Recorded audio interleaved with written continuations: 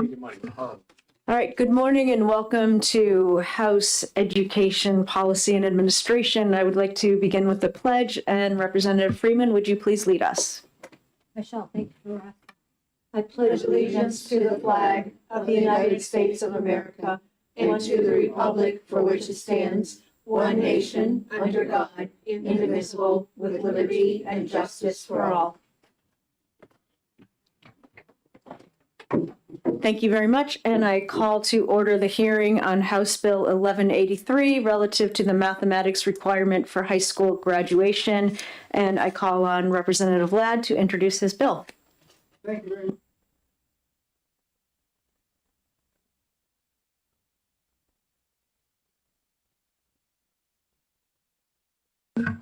Got it on. For the record, my name is Rick Ladd. I hail from Haverhill, New Hampshire. I am here to introduce 1183. This is relative to mathematics requirement for high school graduation. In putting this together, there's been many years in which I have looked at mathematics. I did have House Committee Services do a recent study back in January 12th, 2026. Math requirements as we require throughout the state and throughout the nation. And I can tell you right now, at least 16 states plus the District of Columbia have a minimum state level graduation requirement of 4 math credits. Alabama, Arkansas, Delaware, Washington, D.C., Florida, Georgia, Kentucky, Louisiana, Michigan, Mississippi, New Mexico, North Carolina, Ohio, Rhode Island, South Carolina, Tennessee, and West Virginia. We also went out and polled all our high schools in this, not all, a good sampling of 80 high schools in the state.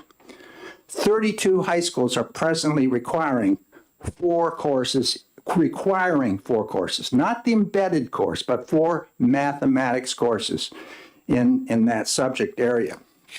So today, I have passed out to you several sheets, and I'm also going to give you a copy of this HCS, House Committee Services report we got from the ECS and for this committee, the study we did of the state here we're in, New Hampshire. So that I will hand to you for the clerk's record, so you won't have to, break down a whole lot there.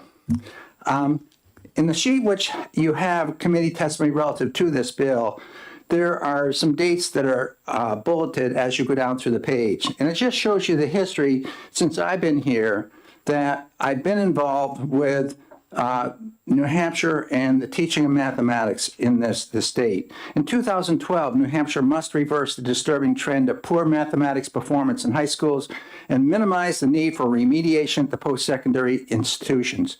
That was done by a task force that was put together by Paul Leather, the Deputy Commissioner of Education over at the Department of Education. They found that 60% of our kids which were going on to community college system had to take remediation in terms of mathematics. Of that 60%, 50% never graduated or never got a degree. In 2013, the New England Board of Higher Education quoted, "Savings and earnings benefits from reduced need for remediation in New Hampshire could benefit the state economy by $16 million. 65 to 70% of students plan to attend community college system. They're unprepared." In 2013, March, a letter sent from the House Education Committee, this committee I'm speaking to right now, to the Commissioner of Education, signed by all members, 18 members. Said letter communicated, quote, that high school students receive math instruction each year while enrolled in secondary school. So that was a message we sent, and the chair of that at that time was Representative Mary Guile. In 2014, HB 533, relative to mathematics requirement for high school graduation. A pupil may meet the requirement either by satisfactorily completing a minimum of 3 mathematics courses and 1 non-math content area course in which mathematics knowledge and skills are embedded and applied as may be approved by the local school board. That's in effect right now. So if the 4th year, if you're taking a course in social studies or some other subject in which math is embedded and has been approved by that local board, that will suffice as the embedded course. In 2016, HB 218 submitted action and it was ITL. The legislature proposed differentiated aid support for non-proficient students in mathematics. This was at a time in differentiated aid we had 4 categories, beside the 3 that we have right now of F&R, special education, and English language learners. We also had one stating that aid would be given to a student who was remedial in 3rd grade reading. We also then looked at that and said, wow, our kids are lower in mathematics and they aren't reading. Why aren't we funding that as well? And that we had an ongoing battle, excuse me, with the Senate, at that time it was Senator Nancy Stiles. In 2018, HB 1761, relative to the Math Learning Communities Program, it was introduced.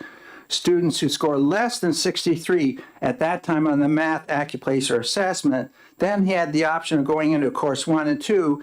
That was an alternative way of learning, looking at learning style versus teaching style, and mathematics, which is more applied towards career and pathways. That has been put into effect. In 2018, amendment to the state's ESEA plan. That's every student, or the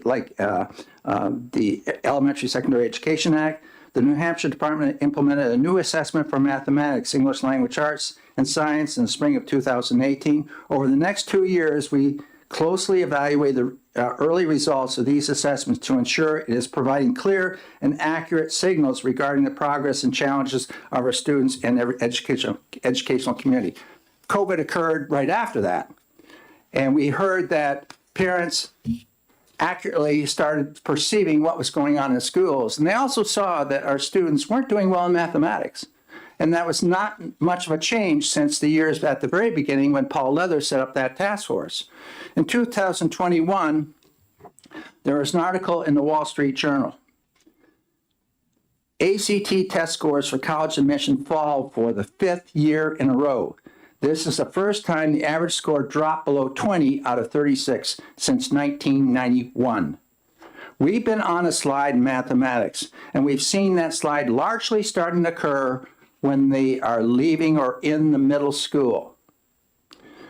Going on down, October 22, again, New Hampshire's National Assessment Education Progress Report Card said, New Hampshire students' test scores fell during the COVID pandemic, continuing a long decline. The biggest decline both nationally and in New Hampshire was in the 8th grade. According to 2022 assessments taken by a sample of students, 30% of the state's 8th graders and 40% of the 4th graders are proficient or above in math. Think of that, 30% are proficient. Or 40%. Don't we aspire to have a higher level than that? It's almost like the bar is on the ground. 2024, Nation's Report Card, and you can see the results there for the 4th grade. In 2003, student proficient or above, 43%. 2024, 42%. You can see it for the 8th grade in the next bullet down below. 2003, proficient or above, 35%. 2024, 31% are proficient. In 2025-26, HB 1183, relative mathematics requirement for high school graduation. A pupil shall meet this requirement by satisfactorily completing a minimum of 4 courses in mathematics as approved by the school board. And I've also attached a Wall Street Journal article, which I'm not going to go ahead and read. The concern that I have is that mathematics is a key to success in life, as reading and language arts are. And when we have the proficiency levels where we are, we need to do something. And we have embedded this as a 4th grade, fourth course at the high school. That's not helping our scores a whole lot. So what we need to do, and I worked, jealousy, about 1.5 years ago during the summer with a group of math teachers over at the NHTI, and they were adamant that we need more math taught by math teachers. Now, some are going to say this is going to cost more money. I don't think so. I think it's where you make the decisions at your local level as where the priorities are going to be.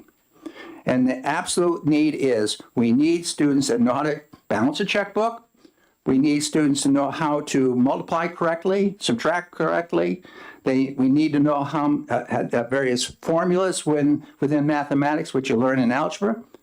So I believe that we need to move forward, and the information we're getting from the House Committee Services, Committee Services here, the researcher, is indicating that we have a number of schools that already recognize that. And there may be some exceptions to a student having to take 4 years. If they're one of our students that's at risk and needs other, methodologies in the instruction for the curriculum, then I understand that. But for the vast majority of our students, 4 years of mathematics is absolutely necessary. By the time they leave high school and they haven't taken math, they are starting to lose it. And I think it always goes back to what I always advocated as a member of this committee. The instruction, the curriculum, and the assessment have to be aligned together. And the teaching style has to match up with the learning style of the student. We shouldn't write these students off to come in and say, I'm fearful of mathematics. That's a fear that's oftentimes taught or learned in the lower elementary grades. And it's just like computers. I'm not that savvy on a computer. I've learned I have to apply it, and you learn the language of computers. You can learn the language of mathematics too, if it's properly taught and applied, and you have the responsibility of using it throughout your life. So I'll conclude on that. I know you're a busy committee here and you have a lot to do, so I will give this report right here to Representative Dry, so you won't have to. This is the HCS research paper we did for this state and for the other states in the country. Thank you very much, Madam Chair. Thank you very much. Any questions? Representative Selig. Thank you, and thank you for taking my question. I'm just curious whether you would consider courses like statistics or business education to be math classes, or if you believe that they're more the embedded. Yes, I would. Statistics is a course that even your community college system and the four-year systems are applying as mathematics. Statistics is something I think everybody should have a good handle on, a good grasp on. How many times do you use a spreadsheet? How many times you're asked to develop a spreadsheet? And yes, your answer to that is yes. Statistics could be, it could also be taught, but I want to make it clear. I think we need to have this taught by a math teacher. Somebody has a background or strong background in mathematics, and that might be a local decision. Follow up. I also asked about business education. Well, business, I just have a grandson that graduated from St. Lawrence University and majored in business, financial administration. And yes, the people are teaching these courses, and if you have a course within that's mathematically oriented, and again, your local school board is going to have to make that decision. And then it's what we need to do to ensure that it is mathematics. There's going to have to be the math teachers or the director within the high school or the math teachers themselves to have backgrounds. You can have a person that has a business background, but they may have a minor in mathematics. And so they're quite capable of teaching mathematics. Representative Freeman. Thank you, Madam Chair, and thank you, Representative, for taking my question. I actually have two questions, but I'll allow someone else to go. So from reading this bill, from what I understand, the districts are free to determine which areas of math that they would like to add. Is that correct? Yes. Thank you. And may I have follow-up? Follow-up. And do you have any empirical evidence that points to more classes would be helpful as opposed to the quality of the material that's being presented right now? Now we're getting into our standards. And I believe we need to be looking at the standards. I think we need to be looking at the standards in terms, are they measuring up to what our expectations are? I believe our standards right now are fairly low. So that and those standards went into place when we were talking Common Core. So yes, I think the curriculum and instruction which are local responsibilities, but it's your job, our legislative job, to set the academic standards and what we expect to be taught. So now you go out and find a curriculum, whether it's McGraw-Hill or Silver Burdette or Houghton Mifflin or Horkhart Rip Brace, whatever program it might be, use it. as long as it parallels the standards that we're teaching. Oftentimes, schools might pick up something. I've seen it happen when I was a school principal and teacher, that oftentimes what we were teaching, the materials we were using, didn't match up with the test we're using to assess what we're teaching. So that could be happening here too. So the whole arena needs to be looked at thoroughly. But I go back that we need 4 years of mathematics. We have all that required for English language reading. Why not math? I don't get it. Thank you. Representative Murray. Thank you, Madam Chair, and thank you for taking my question. So speaking of statistics, I'm curious to know, so let's just say we have 13 test scores and 3 of them are 0 test scores because the students had opted out, correct? It's my understanding, and tell me if I'm wrong, that those 3 zeros still remain in the data set for the calculation of proficiency. Is that true? You'd have to ask somebody with this back from analytics or from the department on that Okay. one. I don't want to take Okay. the time. I don't have a clear answer on that. Okay, thank you so much. You're welcome. Representative Woodcock. Thank you, Madam Chair. Good morning. You said, just to clarify, you said there are 32 schools currently in New Hampshire that require 4 classes? Yes. you That, have- well, 32 out of the 80 that were surveyed. Okay. Do you have? We have a lot more schools. We have over 400 schools, elementary, middle, high school, but 32 of the 80. That is in the report that I'm going to be handing to your clerk. May I? Follow up. Thank you. Representative Ladd, is that 32 identified in that report? This report identifies every high school that's doing that, Okay. or whether they're not. They're all listed. This is why it's a lengthy fine. report. I didn't get copies No, that's made up fine. because of that. I'm concerned, Is that a follow-up, Representative? exactly what it is. Thank you. It's a comment. That how those schools align with the amount of money that they have in those school systems. That's all. So I just want to see if there's any connection or statistical anomaly there. Thank you. Representative Dry. Thank you, Madam Chairman, and thanks for taking my question. It's been my experience that the middle school math, the algebra and pre-algebra kind of sets your course for math continuation in high school. And it's an important step not to be missed. Is that factor into this anywhere at all? Well, I think that when I met with, for example, all the math teachers in a small district, Rivendell, which is Orford/Fairleigh, and I asked them these questions because I had everybody that taught math, including elementary ed teachers, in the room. And it was back then when we were doing the cursive writing / multiplication bill, and whether they had to have their multiplication facts by 4th grade, 5th grade, etc.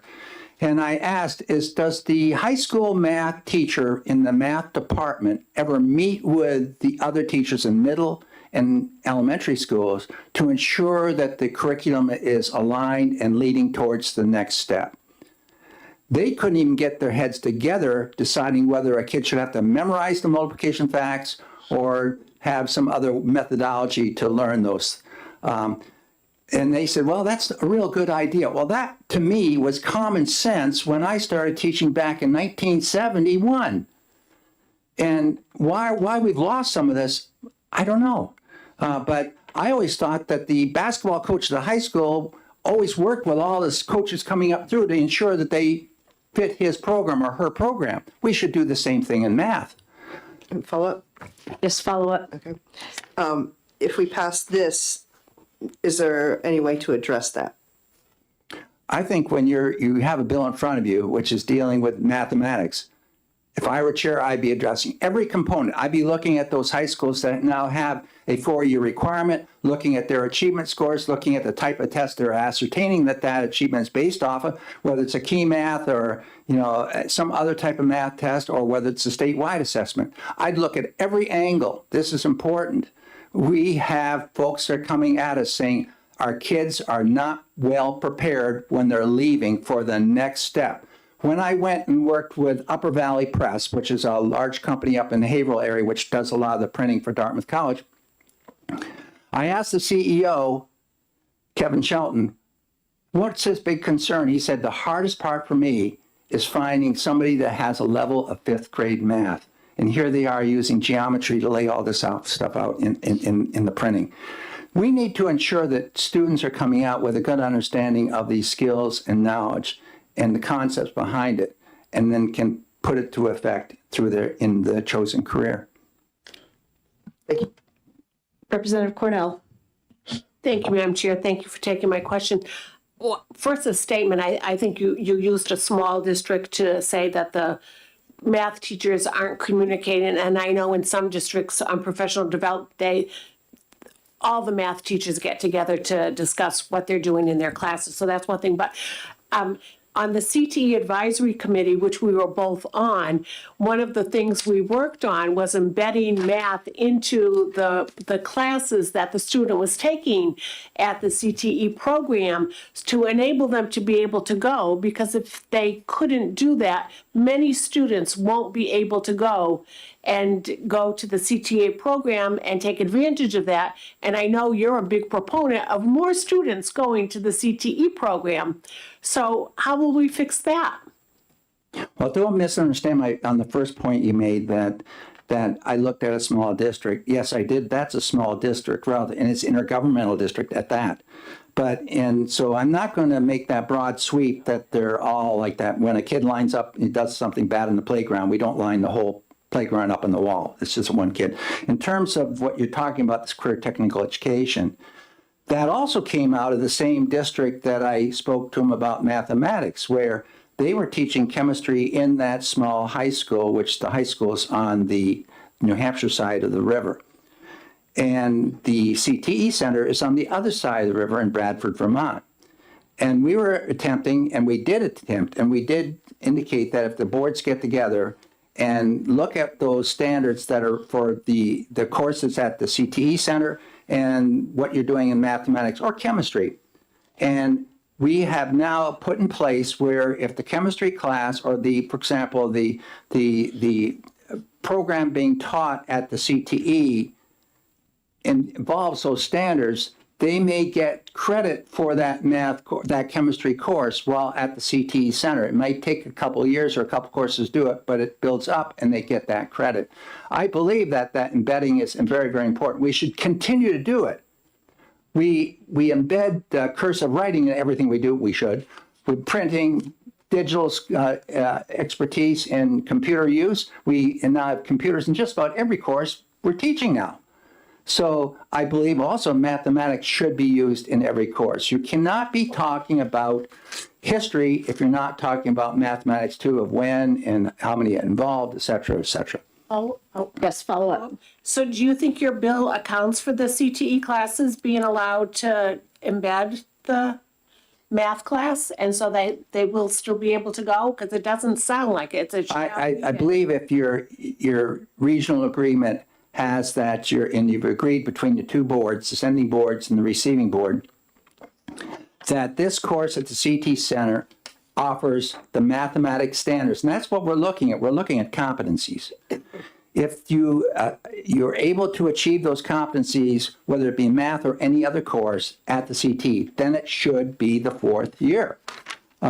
So and when I'm talking, I'm not trying to isolate this just to the high school, and I'm not trying to say the CTEs aren't involved with this. Yes, they very well have to work, but that is a local issue that the boards are working amongst themselves, sending and receiving. I would hope that they do it. Representative Belcher. Thank you, Madam Chair, and thank you for being here to take my question on this. You've identified a problem. It's a very real problem. We're trying to get a handle on some of the math underperformance that's going on. The one thing that's come to mind as a possible snag in this is that I don't view the college track as necessarily the right track for every student, perhaps even a lot of students. And there might be a significant portion of students that is also not just plainly capable of performing at a higher level math. So I guess my question is, if we were to pass this requiring 4 credits, does every high school in the state offer at least 4 semesters worth of basic remedial math to get them up to par without them having to go on to things like algebra 2, trig, geometry, calculus? Well, Representative Belcher, I believe that's what we're trying to do with the math learning communities. At the end of the 10th grade, we would assess where they are. Then if teacher recommends, the parent recommends, if the product that the student is showing and producing doesn't match up, then we have that alternative remedial type tracks. The remedial tracks, I think oftentimes we say these children are remedial, but why are they remedial? What happened to that student somewhere along the way where mathematics is just not their thing? Was the learning style matched up with the teaching style? And oftentimes I would say, and my observations are, no, they don't. There's a different styles of learning. There's a very physical way of touching and doing. There's audio, there's listening, visual. And so when we found that the students, and this is happening with the community college student, what they're understanding is that when this alternate track for in the 11th and 12th grades, students that were seen as not being competent in this area were able to learn through this different avenue, and they just flowered. They just bloomed in terms of understanding mathematics. So I guess that I hope that sort of goes towards where you're going. I know there's going to be a lot of issues that need discussion on something like this, but you can look back over the years here. We've, just since I've been here back in 2012 to now, we've tried to fix this, and I don't think we've fixed it.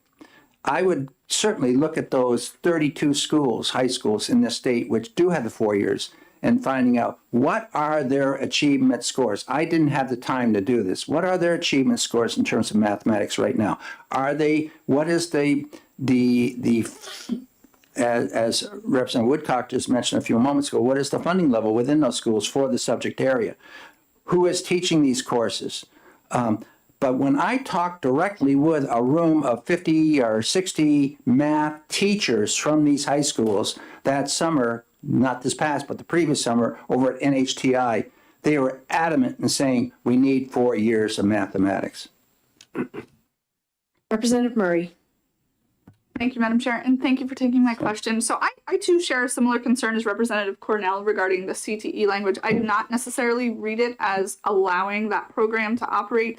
And I do share a concern because there are, when you were talking about modalities, tactile, kinesthetic, auditory, a lot of the things that are done in CTE programs are things like carpentry, where division, geometry, pre-algebra, and algebra are used regularly. Culinary arts has chemistry as well as mathematics. So I am curious to know if you see this as being permissive to allow that integration to multiple subject areas and not limited to math. I understand this is just relevant to mathematics, but I am a little bit concerned that it may take that out. Representative, if you look at the CTE legislation that we put in effect, it allows the school board that's sending and receiving to work together, and they can count that course over at the CTE Center as a math course if those skills and knowledge that are required by the local district and by the standards which we have set up for mathematics, if they're in those courses over there, they will get credit as a course in that. That's in law right now to allow that to occur. Can we move on to somebody else? Because you've had several questions already. And if it doesn't get answered, then I will certainly call on you again. Representative Hall. Thank you, Madam Chair, and thank you for taking my question. And follow up on that, lines 7 and 8, clearly they're struck out. It says which mathematics knowledge and skills are embedded and applied. Got rid of that, right? I mean, I'm not sure how that's possible, how it allows it when it was crossed out.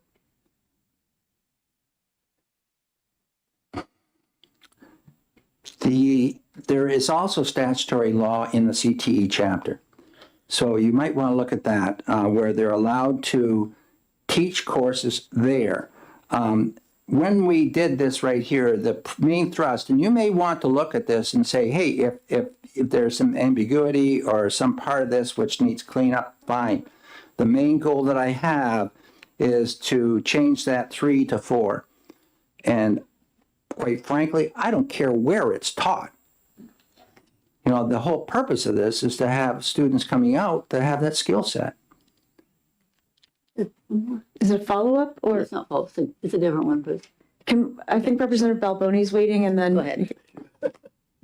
Thank you, Madam Chair, and thank you for taking my question. I share your concerns with mathematics. I've been in several conversations with a math consultant at the Department of Education, and my question to you is, I know that I've held back in putting legislation forward because they're currently undergoing a review of the mathematics program, and in those discussions, they've sort of asked me to wait until they come up with the surveys that they've given to the schools and come up with a comprehensive plan, because I applaud what you're doing at the high school level, but you have pointed out that there are other issues that remain in the elementary grades and especially up into the middle school level that also need to be addressed. So the question would be, does it make sense to hold back on this until we get that information?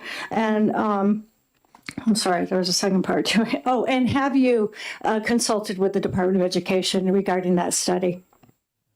I have not consulted the department in regard to that study. I have worked with them on many studies, and I always hear this, just gonna do it. And over the 18 years I've been in this house, we're just going to fix this. Well, it hasn't been fixed. Now, we make a lot of stabs at doing everything from, cutting around the corners and the edges of the costing formula, cutting around the corners of curriculum, assigning curriculum 100% to the responsibilities of the local. But those academic standards, which you'll see in ED 306, they need review, they need assessment, they need a good stiff look to ensure that they are matching up what the demands of our society today are requiring our kids to come out with. Now, if there's a study going on, I applaud that from going on, but I'd also look at those 32 schools that are doing this right now and ask, why did you do this? And what kind of results are you seeing? If those results are outstanding results, then okay, what are some of the best practices that you're doing? Are you also working with that middle school? Are you also working with the schools down below? I've talked with the people over at Concord High. They are working with the middle school. You can take Algebra 1 early on now. You can if you have that preparation for it. I concur 100% with you, Representative Balboni. There is a fear factor among some kids in the elementary school. I've seen some folks saying that, teachers saying to me when I was a school principal, it's not my favorite subject. I was in the hallway once over DOE when a new teacher came out of college wanting certification and only in kindergarten and saying, I may not understand mathematics, but I'm a good teacher. Well, that certification that she was hunting for was a K through 6, K through 8 certification. And you should be able to teach anything within those range. And when you have a poor understanding as a teacher of mathematics yourself, do you think that's going to be conveyed to the students somehow, or a weakness? There's a lot of variables associated with this, and I'm not blaming it on the teacher. I'm also blaming it on us for not really having a good, clear course of where are we going with our academic standards. The academic standards in this subject area are not good. I have a grandson right now, it's a junior in high school, and he's brilliant in mathematics. He's taken pre-calc and calc in the same year as a junior. But I have another one that's struggling with mathematics, and I ask, what's makes them tick differently? I don't know. My brother had 800s in College Board in mathematics. I didn't get that gene, apparently. Thank you very much. It's just Representative follow-up. Just you mentioned those 32 high schools, and I'm curious, as Representative Woodcock was as well.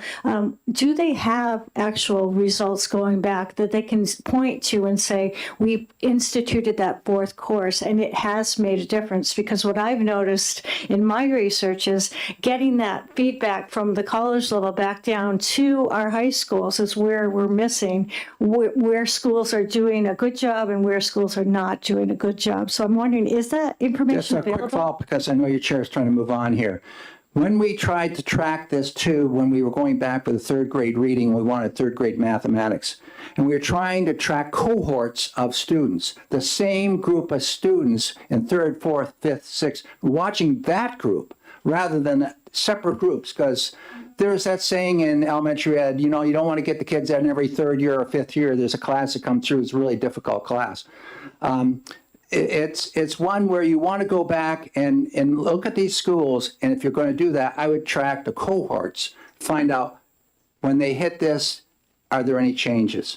Don't just take singular classes and take these scores in 1 year. That's not going to get you the information you need. Thank you very much, Chairman Ladd. I think we have 3 more speakers lined up, and we can always talk to Chairman Ladd separately to get more information from him. So thank you. Try committee services. Yes, and we look forward to seeing that Thank you. report, and we'll have it sent digitally to the members of the committee. Michael Perez?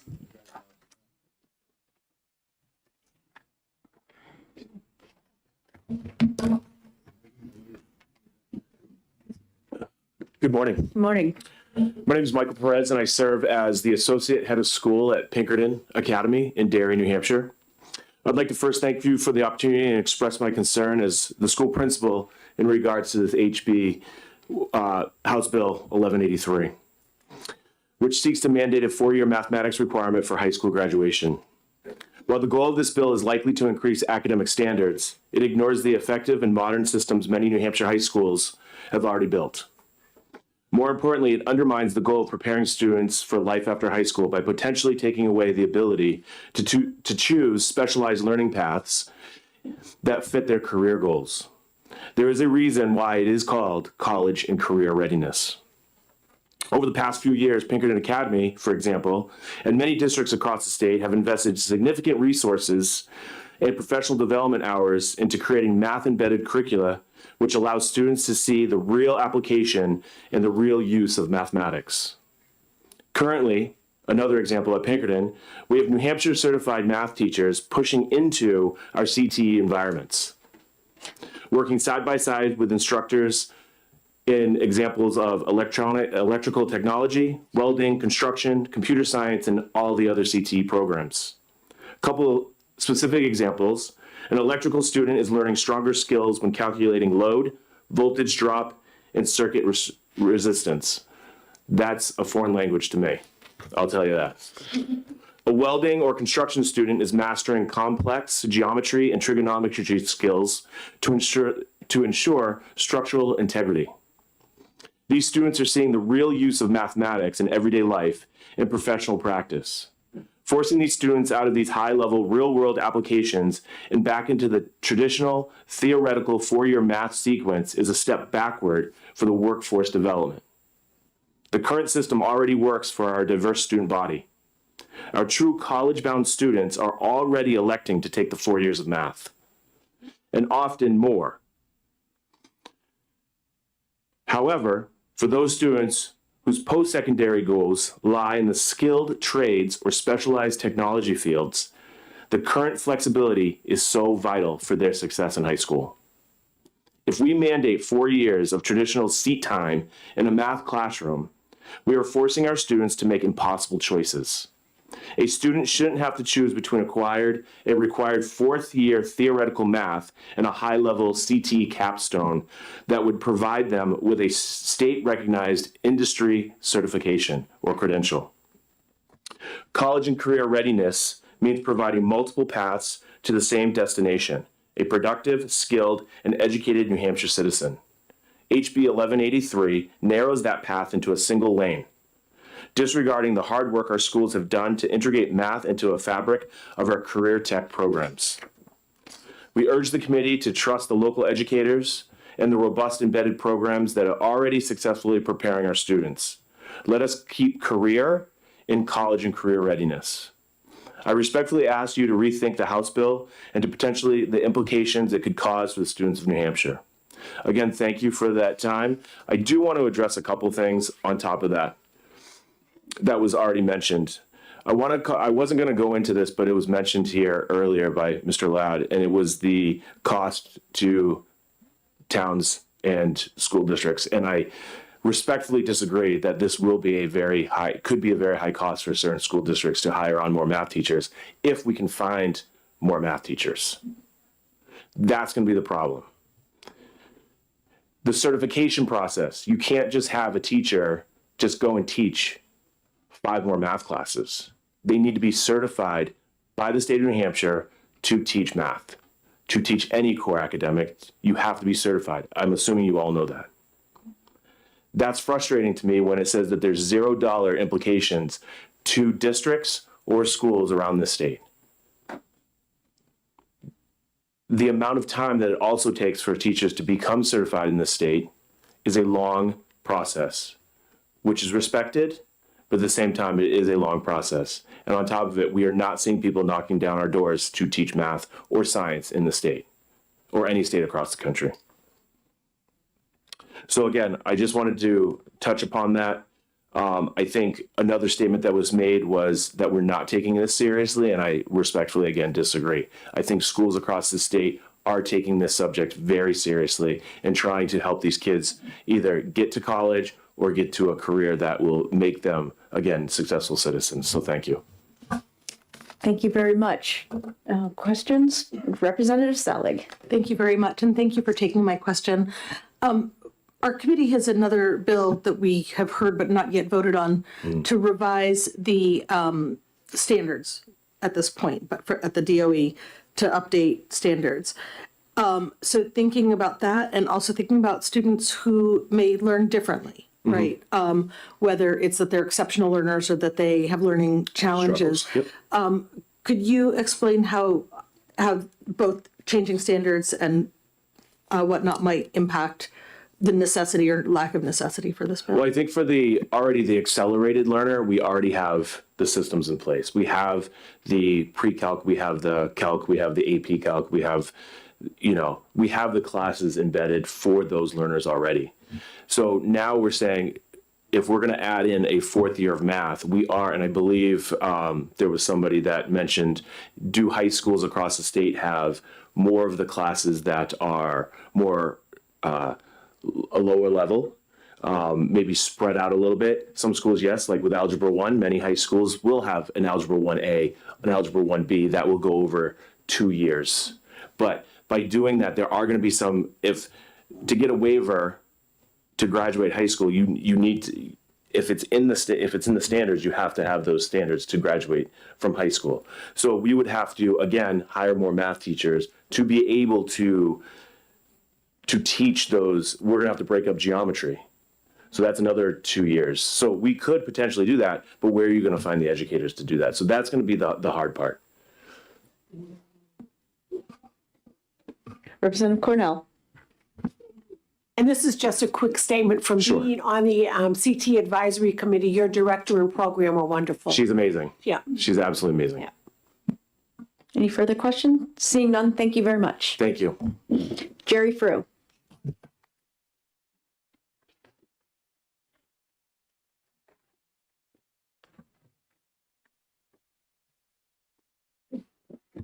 Morning, Madam Chair, members of the committee. Thank you for the opportunity to speak to you this morning. My name is Jerry Frew, Associate Executive Director of the New Hampshire School Administrators Association. Try to keep this brief. Several questions come to mind regarding this piece of legislation. Mr. Perez has addressed some of them in terms of who's going to teach these classes. Certified math teachers have been a shortage area, a critical shortage area for a number of years. So, that could be a problem. I also appreciate the sponsor's interest in improving student achievement, because really that's what we all want at the end of the day. And I believe that this body has taken opportunities through the past few years to address that and give us time to implement that. We've added statistics and data analysis. So the spreadsheet work that the sponsor alluded to can be addressed through that data analysis course that we now require in the rules. Also, this body requires financial literacy. We've heard a lot about balancing checkbooks. Financial literacy teaches kids how to balance checkbooks. So many of these topics have been addressed. In fact, as I sit here, I should be in a meeting talking about how we address and assess student success in financial literacy. But we're drinking through the fire hose. So financial literacy, they'll figure that out, and I'll let you know what they figure out. But also, a couple of points that folks have made. It really is an unfunded mandate. This is going to cost money to have additional math teachers in elementary schools, if that's the case, or math coaches or whatever. So I do think that that's an issue. All due respect to the sponsor and that it might not cost, but at every game there's a cost to something, right? Regarding to what Representative Freeman said, sometimes it's quantity, not quality, and quality, not quantity. So why keep adding more? Let's try to put the energy and the resources into the quality of instruction that's happening in the first 11 years, where we actually get a measurement of the success of that work. If you require a fourth year for seniors, and we're not quite sure if that fourth year applies to next year's graduating class, right? So the program of studies has already been printed in most schools for next year's course selection. Kids will be choosing their courses in the next 6 weeks for next year. So we're not quite sure what graduating class this 4 years of math would apply to. That perhaps could be cleared up. As someone suggested, the CTE, as I read this, I'm not quite sure that it does take into consideration the efforts that have been put forth that Mr. Perez alluded to in CTE and other areas. So do kids actually get credit through the integration part that's assisting them? And to Representative Belcher's point, not all kids are wired for 4 years of math, perhaps. And I think that's a challenge for some kids. If there are students that are highly motivated by other things than mathematics, and if they take a fourth year of math as a senior in high school, how are we going to measure whether that has had an impact or not? Where's the test for that? Where are the results? We cite proficiency scores at all the other grade levels. There aren't going to be proficiency scores from the post-high school graduate for the kid who doesn't go into college or community college, or those who go right into career readiness. And I might add from personal experience, there are a whole lot of people out there that leave high school and set up their own businesses and can be pretty successful without having to have had 4 years of mathematics. So I think there are a host of considerations for this bill. It has implications at the local level, and I'm not quite sure that it's ready for moving forward to impact kids. Thank you. Any questions? Representative Selig. It'll be really quick. Thank you. Thank you also for taking my question. So again, we heard a bill, I think last week, that we've not yet voted on in committee, but to update the standards across the curriculum. Do you think the goals of this bill would be better addressed through that avenue? I do. Thank you. You never know. Any further questions? Thank you very much, Mr. Frew. Thank you. Nate Green from the Department of Education.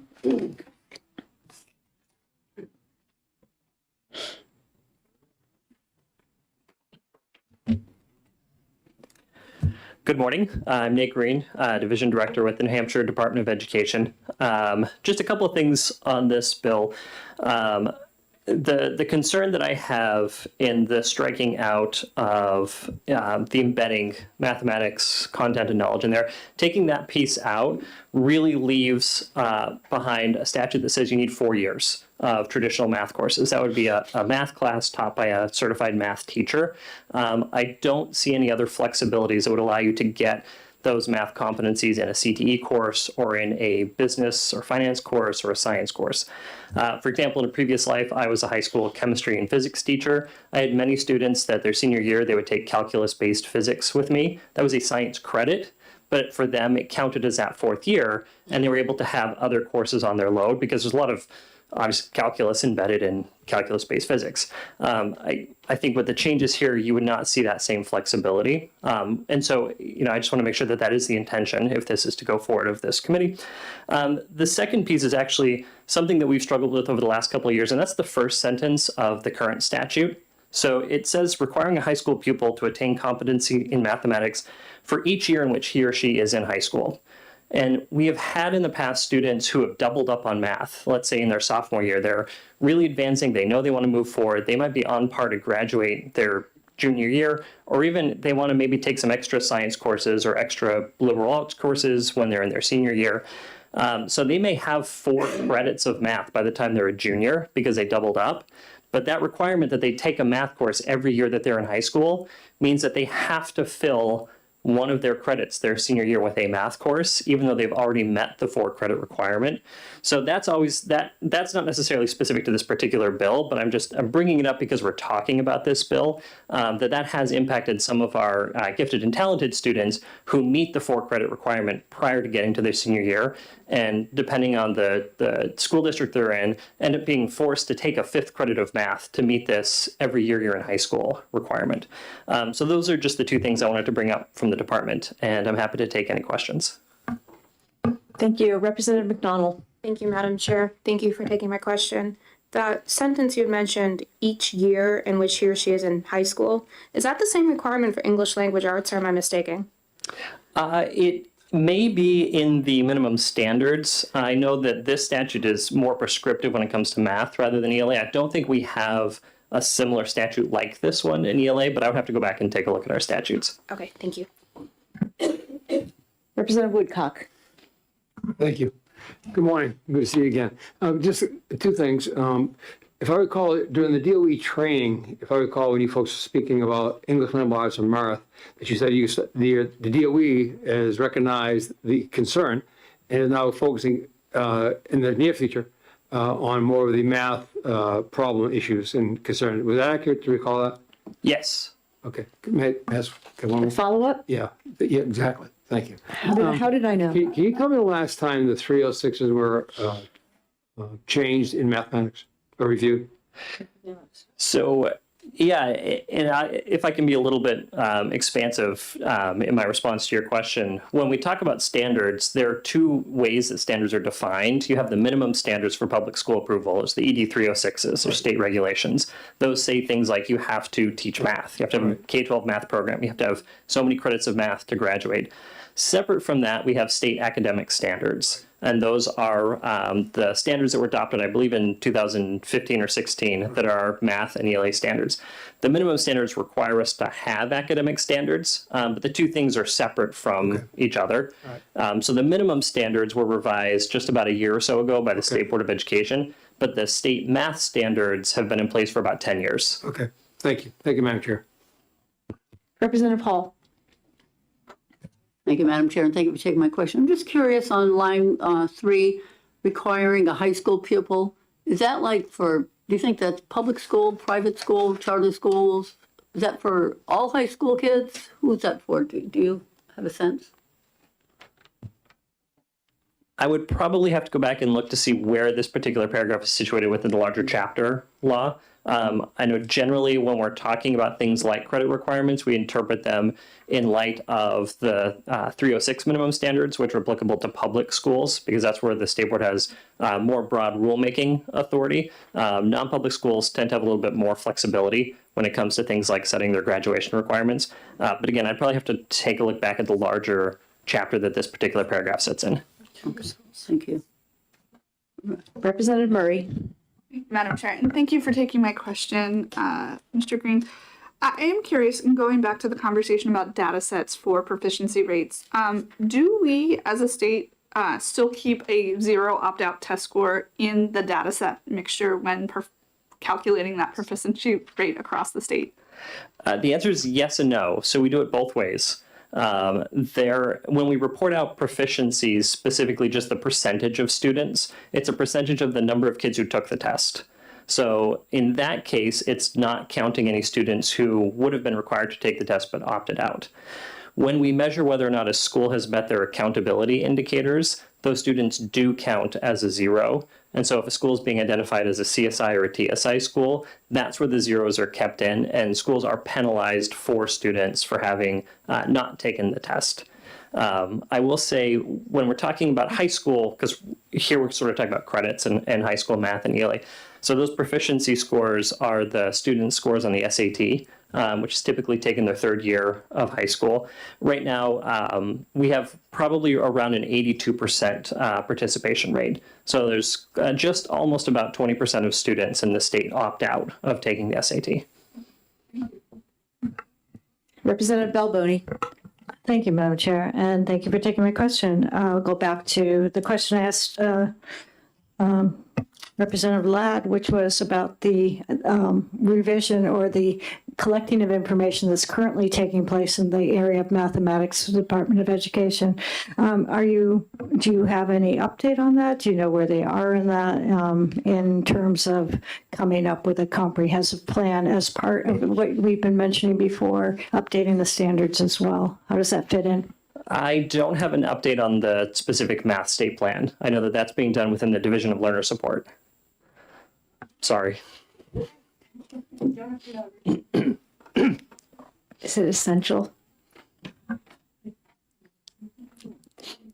Representative Selig. Thank you. Thank you for taking my question. Would this also have an impact on students who are doing ELOs? Or potentially have an impact on the students doing ELOs where they're outside of school for?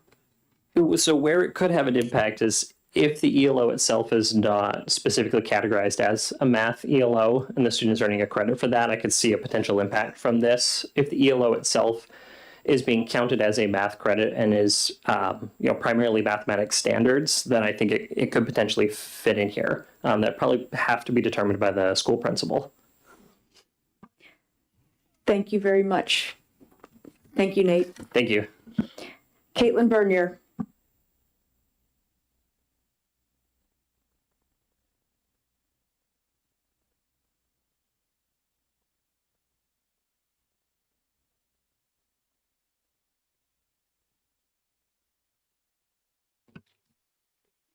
Hi, good morning. My name is Caitlin Bernier, and I live in Merrimack.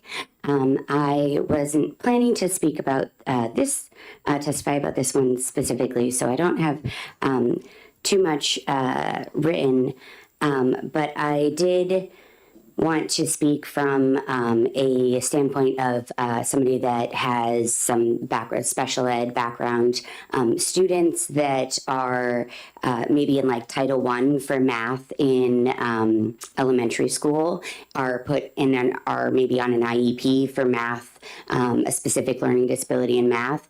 They would be in a lower class, like that is teaching lower things when they are in middle school, and when they go to high school, they already have a hard time meeting the requirements of all the math requirements as it is now, and it's very helpful that they can do a non-math as it is in here, because those students have so many other skills, and forcing for math and specifically in math and not having the non-math content with the CTE program would be really painfully difficult for these students that may have a hard time just with math, and making it so that they aren't able to or as motivated to graduate and to keep pushing on.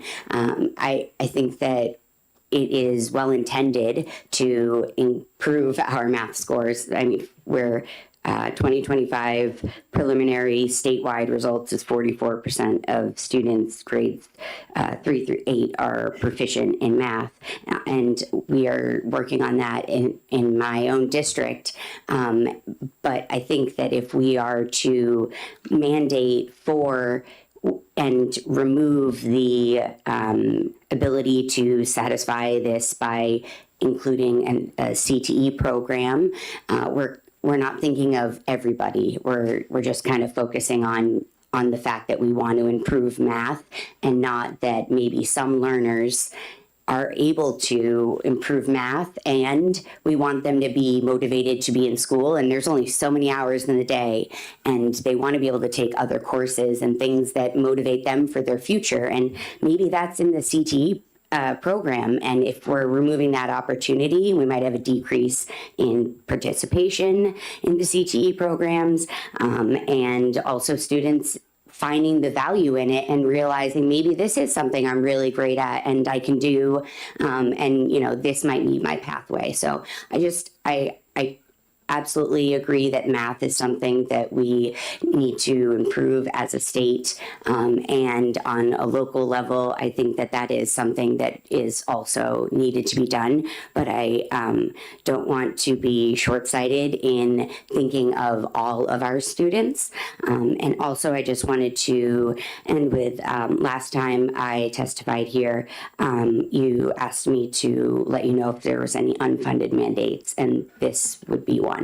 From all of our previous speakers have all testified saying that this would be an unfunded mandate to try to get more math teachers, and the different needs. So just speaking to that, and I'm open to any questions. Thank you.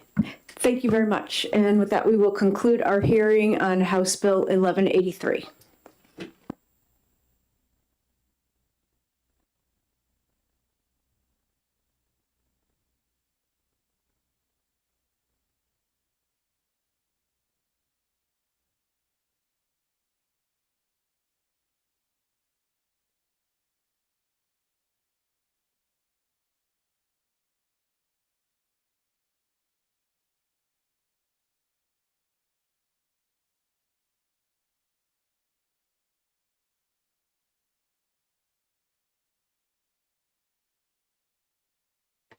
For anybody looking in the red book, the last bill was pages 333 and 334.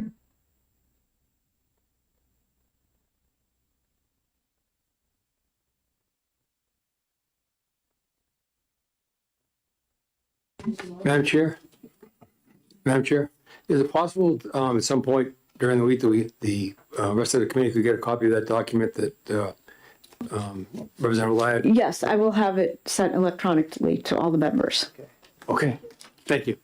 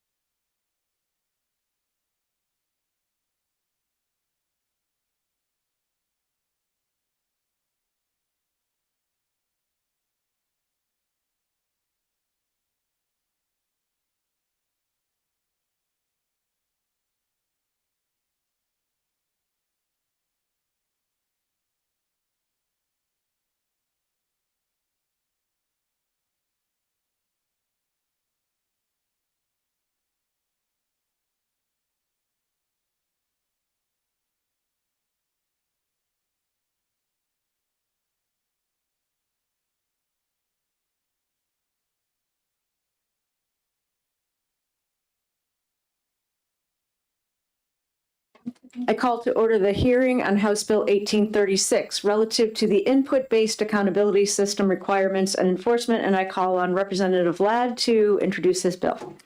Thank you very much, Madam Chair and members of the Education Committee. For the record, my name is Rick Ladd. I come from Haverhill, New Hampshire, and I'm here today to introduce 1836.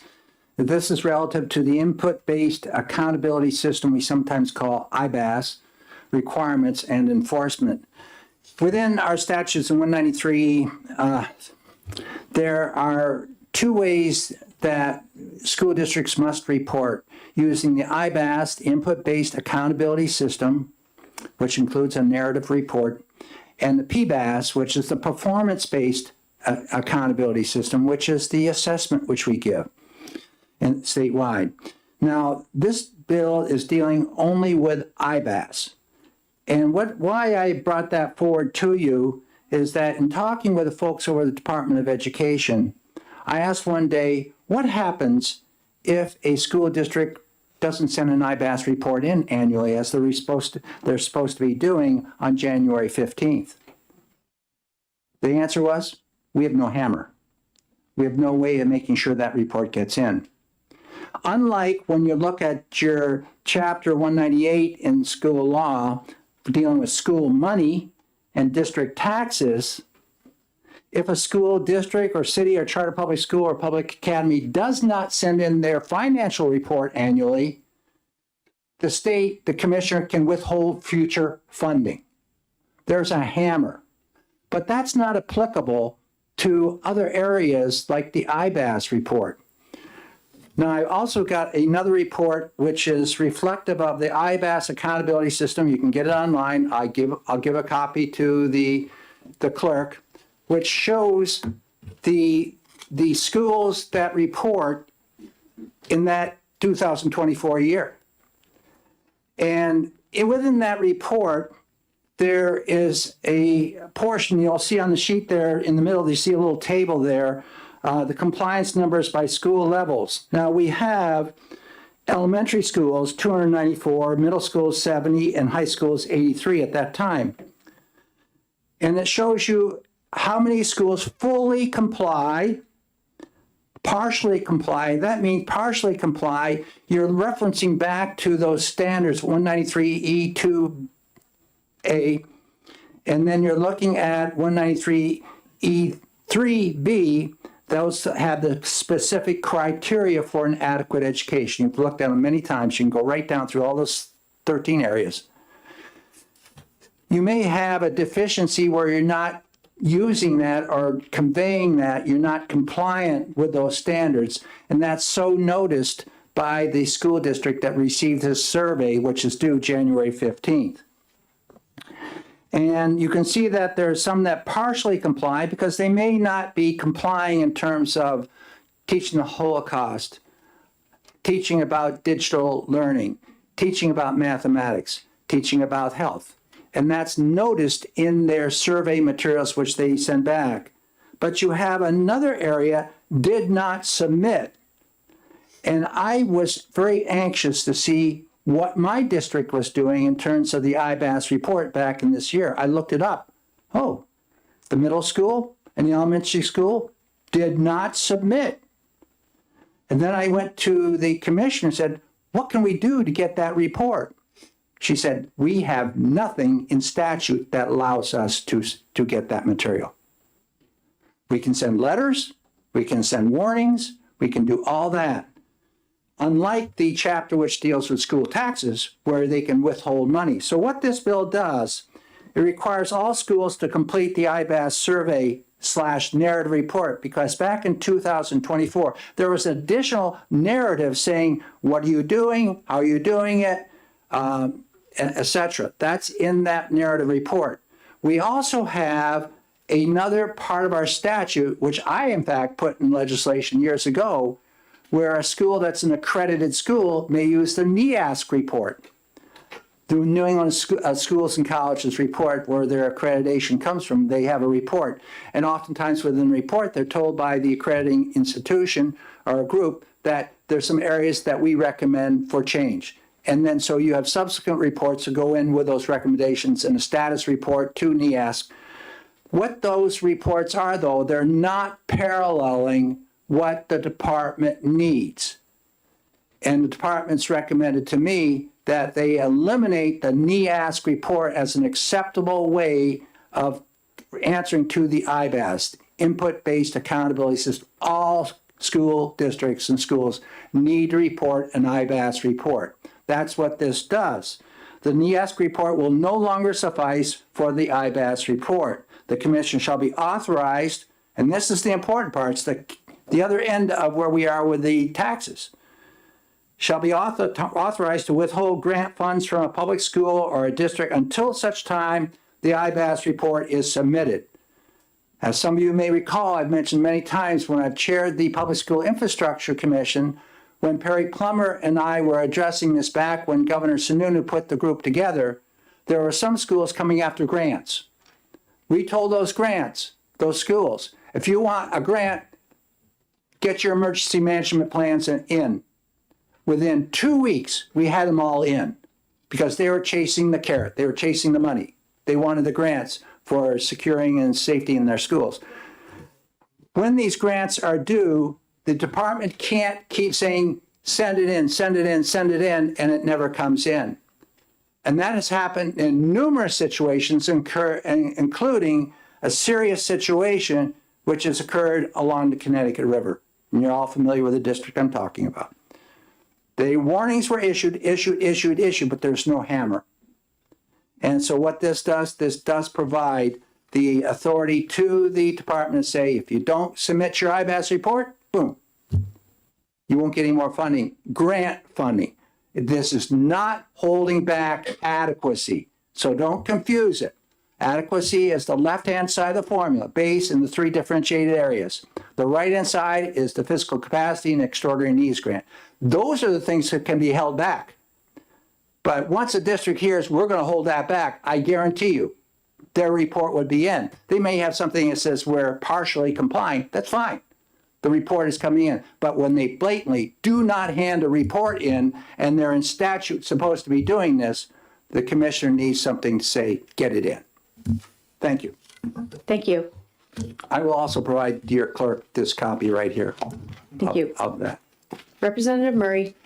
Thank you, Madam Chair. Thank you for taking my question. I just want to make sure I heard you correct because we serve on the same commission for special education. When you're talking about extraordinary needs grant, does that include special education funding that can be? No, withheld? the differentiated aid for special ed, that $68 million is on the left-hand side. Okay, thank you. The extraordinary needs is based upon equalized property valuation, et cetera. Great, thank you. Representative Woodcock. Thank you, Madam Chair. Representative Lyon, so out of the entire state, you're talking on this chart you gave us 14 schools that didn't submit anything? Yeah, you can see that the chart, that's as of this 2024. Okay, so 14. There were elementary schools, 12 that did not complete it at all. So out of the 250, Okay. or 294. Okay. So my question is, in 2024, we had a different Commissioner of Education. And we're talking about 14 schools out of the state that didn't comply, and now we're talking about withholding funding. I wonder if perhaps in this case, a softer approach by the new Commissioner of Education with a phone call, they solve this without creating a new law. This Commissioner of Education has made those soft type contacts to the community on the Connecticut River. Didn't make anything until they found they were $5 million in the hole. It's a statute is a statute. The same statute was in place then as it is now. And the commissioner I'm talking about is the commissioner we have now, who's very open to working with all districts and is really a neutral party supported by both parties. And she's saying that, you know, I need to have this. I need to have this data. I can't have this data trickling in or not coming in at all. Okay. And in my district, 2 of the 3 schools were non-compliant. They did not submit. The only reason why the other one did, they were an accredited school. So they sent in the NEASC report. Okay, thank you. Thank you, Madam Chair. Representative Balboni. Thank you, Madam Chair, and thank you for taking the question. On the chart that you passed out about the compliance numbers, you've mentioned that you want to do away with having the NEASC report suffice. Those numbers of compliance, does that include the ones that, are you calling the ones that submitted NEASC reports as being non-compliant here, or? No, that will be reflected in the report I give to your clerk, which is there. The NEASC high schools that are completing that are seen as compliant. Okay, so in this minimal chart that actually and that's more detailed, but the numbers This here. one is in more detailed. It's like 40 some odd pages. The compliance side includes those that are sending the NEASC reports in. Thank you. Thank you very much, Chairman You're welcome. Ladd. And when you have a chance, could you please submit a pink card for this? I think I did. This one? Oh, it is? Oh, sorry, I didn't see it in front of me, but I knew to call on you anyway, so thank you very much. You have a good day, Representative Paterno. You too. Jerry Frew.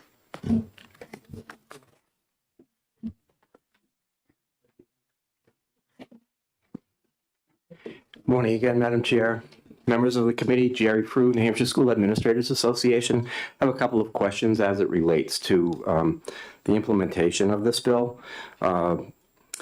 Withholding grant funds, and if this should move forward, it would be very helpful to the field if we knew specifically, spelled out what grant funds could be withheld.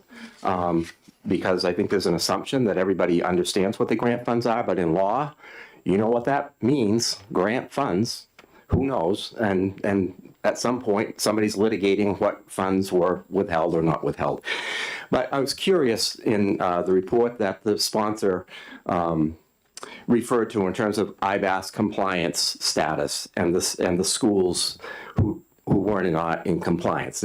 First, I want to point out that there were 431 schools who were in compliance, okay? Then I looked into the 16 schools who were not in compliance because the question to my mind was why would people not be in compliance? Just for some context, I'm very familiar with IBAS as it once was. Back in 2016 and 2017, I did some contract work for the Department of Education and actually was one of the people who visited the schools because back in that time, the department was compelled to visit 10% of the schools each year to confirm, if you will, that they were in compliance. And so I was part of that team that went in to visit the schools and found some fantastic things going on in our schools. Then, for whatever reason, the state stopped those visits in maybe 2018, 19.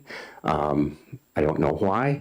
I was told that the money for the contract for those visits was federal money, and that was an inappropriate use of that money, and the state wouldn't be funding any further those visits, which at that point were in law that the state should be doing. So maybe we should think all the way through the state obligations here as well as the obligations of local districts. But I did want to, as I said, look at the 16 schools, offer some context. At least 5 of the schools that were listed were in a district whose central office group was in extreme transition at the time that IBAS was going to be filed. There were 5 schools in one school administrative unit. There were 3 other schools in another school administrative unit who was also under transition at the time. There was a 3rd SAU involved with 3 schools whose systems leadership was under transition at the time. And one of the questions that I had was about the grant funds. So 2 of those districts are among the poorest districts in the state. It's public information. Newport and Farmington didn't have their reports in on time. So this law would say that Newport and Farmington would not be receiving their allocation. The sponsor talked about 2 towns in his own district who would not be receiving their grant fund allocation. And then the other 5-town district, which is also in the upper valley along the Connecticut River, again, public information, it's the Fall Mountain District that was under a lot of turnover, if you will. 5 schools in that district would not be receiving their grant funding application. So there you have it. That's what denying grant funds would do. It would impact some of our poorest districts. In some of those districts, perhaps the approach should be that if there are districts who have not complied, and I think with this commissioner, it would certainly be a wonderful opportunity to provide technical assistance to bring those districts into compliance with filing the report. Simple. Let's help those districts as opposed to pile on and punish and cost those taxpayers more stress and anxiety. Let's support. Let's rise up the ship, right? Let's bring it up to snuff and what people need to have done. That's it. Thank you very much. Any questions? Seeing none, thank you. Thank you. Nate Green from the Department of Education.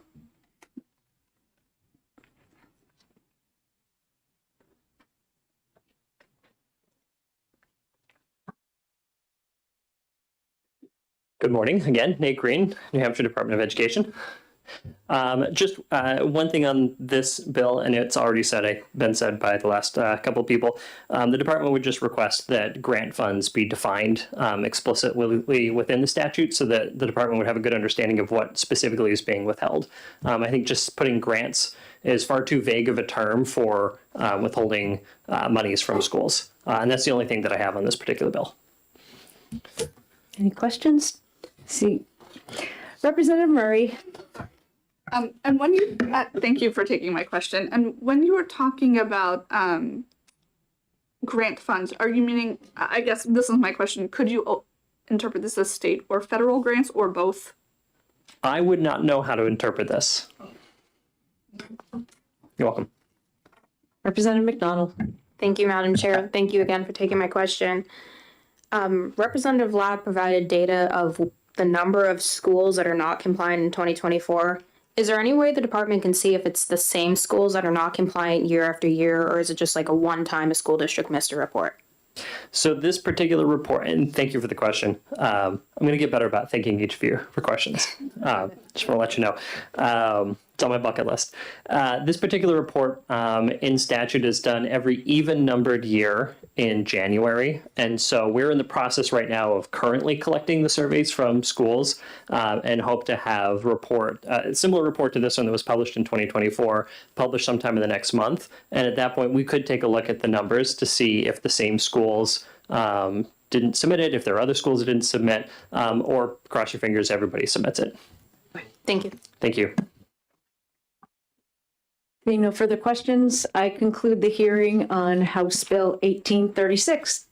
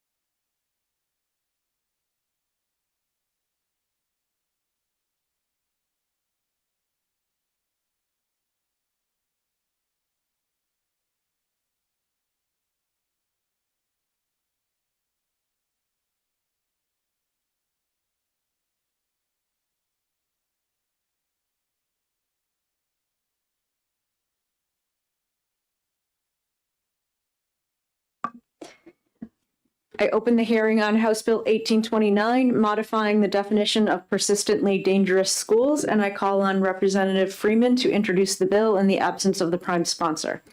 Thank you, Madam Chair, and good morning to the House Education Policy and Administration Committee. My name is Representative Lisa Freeman. I represent Belknap County, District 8, the beautiful towns of Belmont, Tilton, and Samberton. I come before you today presenting 1829.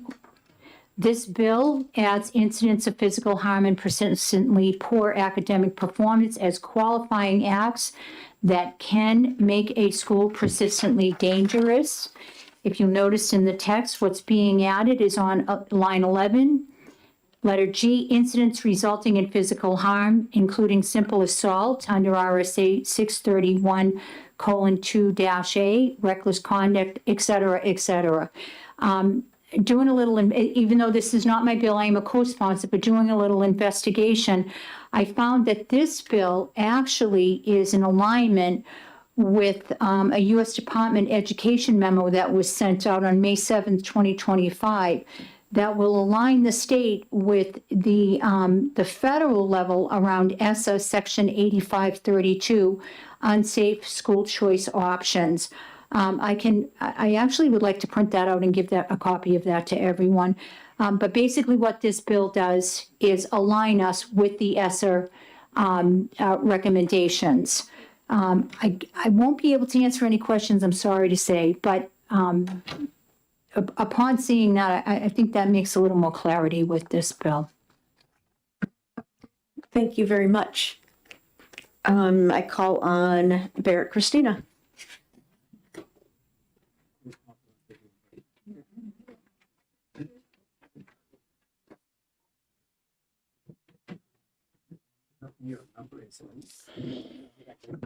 Thank you, Madam Chair. Good morning, members of the committee. Barrett Christina, New Hampshire School Boards Association. We are opposed to the bill. While Representative Freeman is accurate that this, the inclusion of this provision comports with a federal guidance memo, it's not law per se on the federal level. It says that states can include these sort of academic performance aspect things relative to within the definition of a persistently dangerous school. I think it's important for the committee to note that this persistently dangerous school language goes back to actually about 25 years ago from No Child Left Behind, which was enacted by the feds in 2001, 2002, 2003, somewhere along there. The other aspect, though, too, that NHSBA's primary concern is that if the state is going to move down the road of including non-dangerous things within the definition of a persistently dangerous school, we think that's setting a very concerning precedent. The next step, it may be, graduation data, it may be attendance data, it may be a whole sort of things that are not related to sort of the health and safety of children. The other thing that I think is important to know is we're adding to this definition to something that is not impactful or is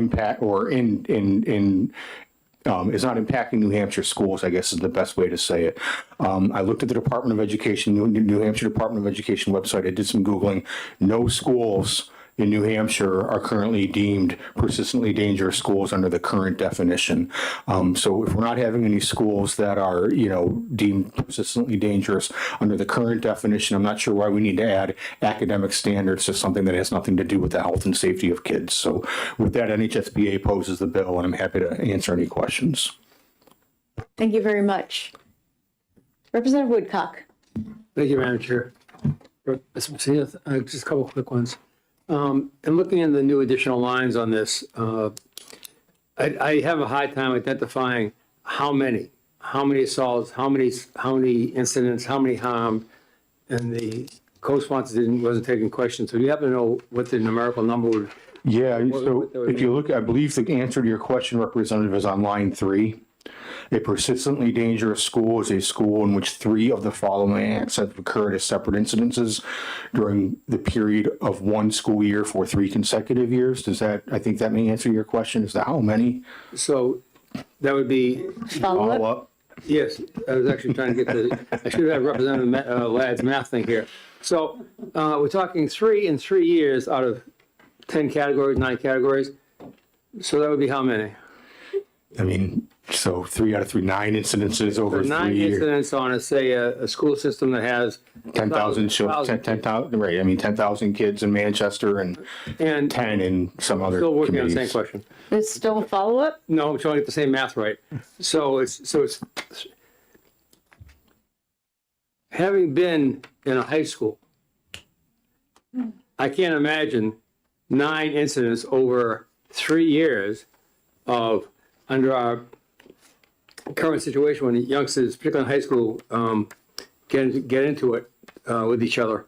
That's going to make it a school persistently dangerous. Did that make sense to you? I mean, I think that's certainly a reasonable argument. When we look at the sort of size and shape of our high schools, I will say that if you look at the crimes that are listed in the statute, and I'm not a criminal lawyer by any means, most of these are significant, serious, probably felonies, I would imagine. The only one I'm not certain about would be the first or second degree assault. I'm not sure if that's a felony or a misdemeanor, but the rest of them seem to be felonies. So it's not happening in New Hampshire. We question why. I understand the federal guidance memo, but it's a guidance memo. It's not the law. I don't understand why we need to add sort of, dangerous acts to something we're calling persistently dangerous. Thank you, Madam Chair, for your indulgence. Anytime, Representative Woodcock. The hard choice between you two. Representative Stelling. Thank you very much for allowing me to ask my questions, and thank you for taking my question in response to the last one. Perhaps when Representative Tenzar, who's a former state trooper, is here, he can help clarify that for us, the definitions. But thinking about the academic standards, where I used to teach was a very large district where we had 34 high schools. The high school where I taught housed our ESL program for our district. We also housed our in-district daycare center for teen parents, among other things. And we had the lowest economic group within our district. And so our academic scores were also significantly lower than another school in our same district, which received the same funding, but where the mean household income was well over $200,000, and this was in the 90s. Could you address the disparity in school funding and school funding availability in terms of how that impacts academic performance and how that might not correspond to levels of violence as this bill appears to? Sure. Thank you for the question, Representative. I don't want to go on the whole sort of school funding aspect with respect to this bill, but, you know, as Mr. Frew just mentioned with the previous bill, we know that, you know, the academic challenges in some of our districts directly relate to their property values. It's undeniable. We've been talking about that in, well, I want to say this building, but bear with me, the House of Representatives for a number of years. So I'll leave it at that. Thank you. Representative Murray. Thank you, Madam Chair. And thank you for taking my question. One other question I have with respect to lines 14 and 15 is whether or not Title I and free and reduced lunch funds could potentially be impacted here as a result of the inclusion of it in this bill. Yeah, thank you for the question, Representative. That's out of my scope of knowledge, so I don't want to answer yes or no, but I'll just say possibly the federal fund stuff is not within my sort of bank of knowledge per se. Thank you. Thank you. Thank you very much, Mr. Frew. Close. Oh, somebody else have a question? Mr. Christina. Oh, sorry, Mr. Christina, sorry. They look alike, it's tough. Sorry. Only Barrett is. Caitlin Bernier.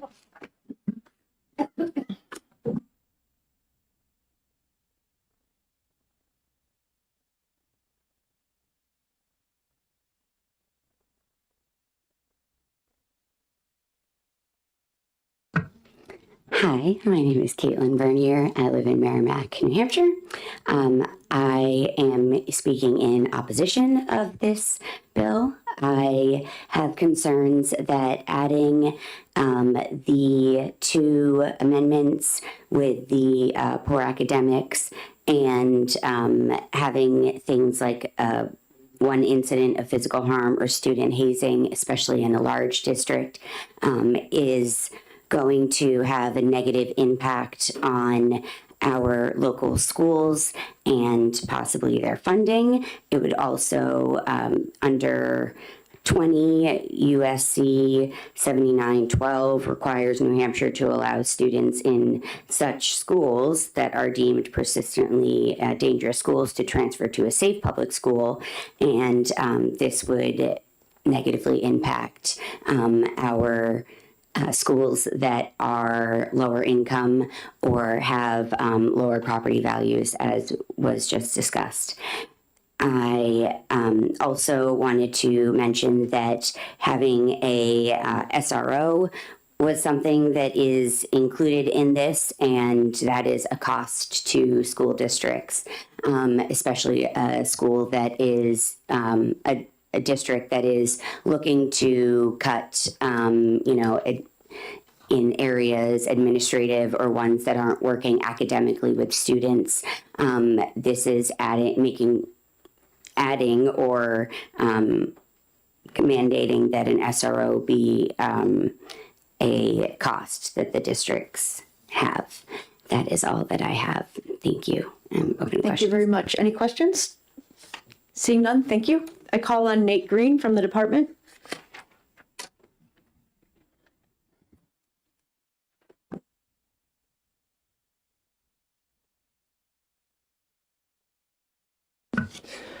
Good morning, Nate Green, Department of Education. So on line 14 and 15, where it's adding in the academic performance, there are two concerns I just want to raise. The first is it says persistently poor academic performance, including schools, but there isn't really any other definitions of the first part that says persistently poor academic performance. So it's not including but limited to or including this and other things. It talks about persistently poor academic performance, and it includes a specific example. So is that specific example the only example, or are there other things that need to be defined in terms of what that means? And then the other concern that I have is the specific example it gives is targeted support and improvement schools. Those are TSI schools. What this does not reference is comprehensive support and improvement schools, so CSI schools, which are actually a lower designation of schools. This is a slightly higher designation when we're talking about TSI schools. So CSI, you're probably looking at anywhere between about 15 to 18 schools identified on a 3-year cycle. TSI schools, we probably have around 90 schools that are identified. So if we were using this criteria here, there's a possibility that New Hampshire would go from having no persistently dangerous schools to suddenly having almost 100 schools potentially identified. So it's kind of a big jump. So I just want to make sure that, if we're talking about specific examples, do we mean just TSI? Do we mean TSI and CSI? Just CSI? So I just wanted to call that out. And then just some of the other concerns, mixing academic performance with some of the health and safety data isn't something we typically do. So just want to make sure that, if that's the intention, that we have the ability to kind of build that into the current reporting that we're doing. Because right now, these two things are sort of reported by different teams with different systems. And I'm happy to take any questions. Yeah, I actually have a question. So lines 11, 12, and 13, are those something that the department requested by any chance, or? I don't know. Okay. I can find out. All right, but so the concerns are just with lines 14 and 15. Do you have any concerns with 11 through 13? I don't offhand. In looking at them, they sort of fall within some of the same categories as some of the previous ones. It's kind of a tricky statute because of the way that this is worded, because this goes back to No Child Left Behind. So we're kind of married to some of the original federal language that had come out of that. When you're talking about, 3 of the following acts have to occur in 3 consecutive years, we have instances where one act happens 35 times in one school year, and then nothing happens in the next 2 years. Or you could have 2 acts that happen once each individually across 2 consecutive years, then nothing the 3rd year.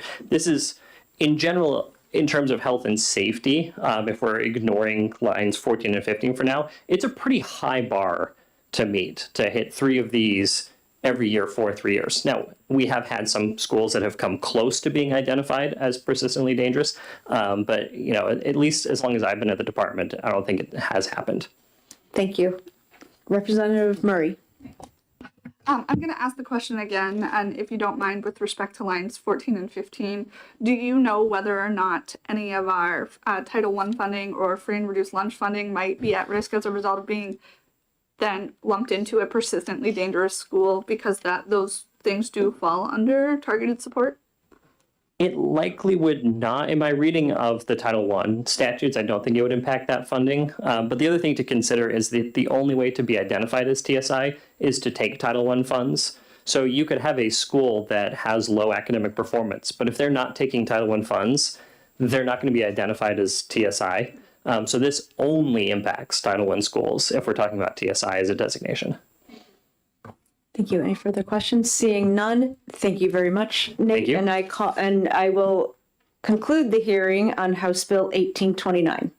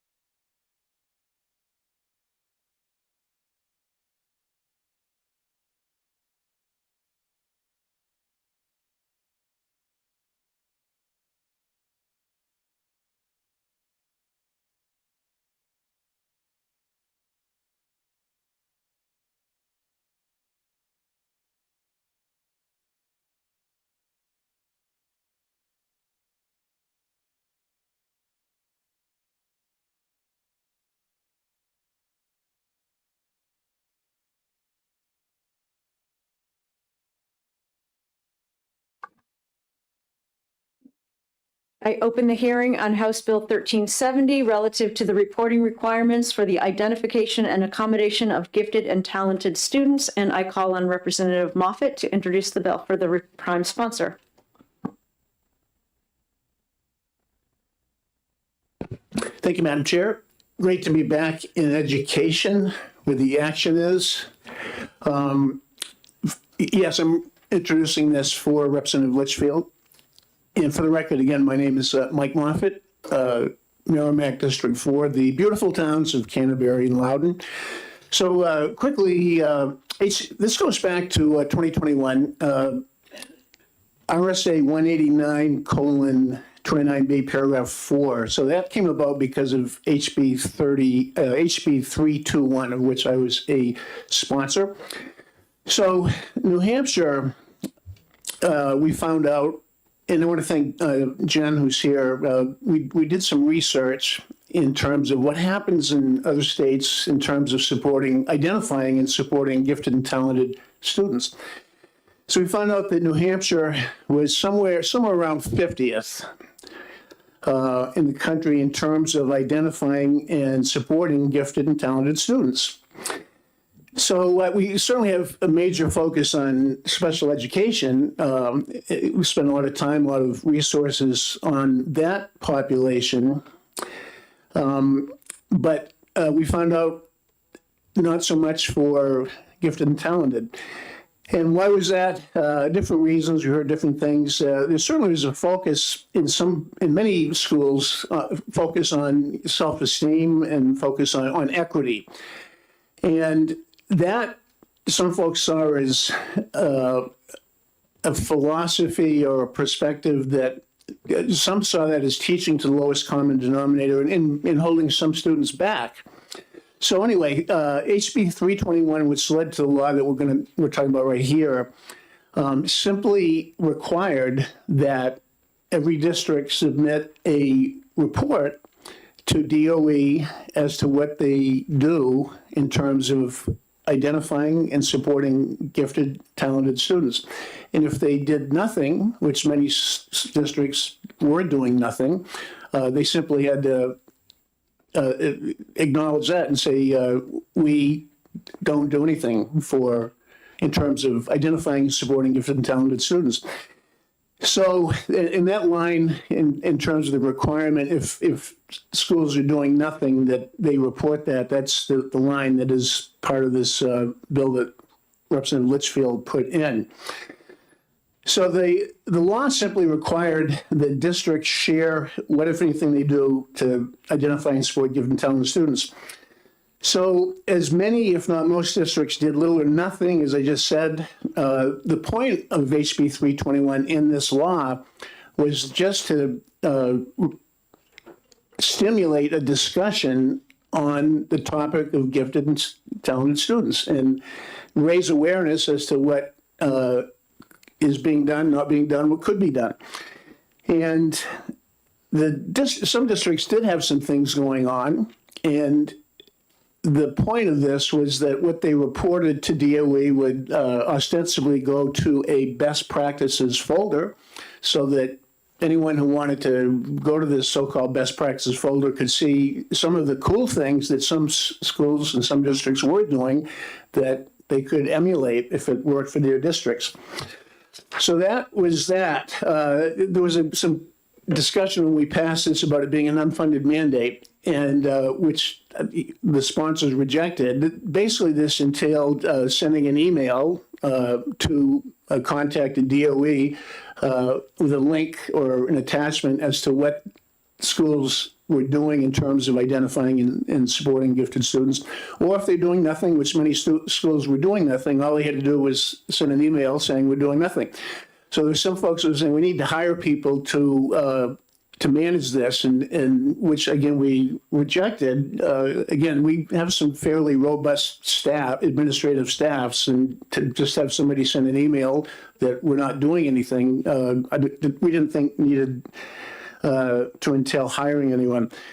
So that what we're looking at here, the the measure before you simply removes the line, the requirement that schools that don't do anything don't have to report that they don't do anything.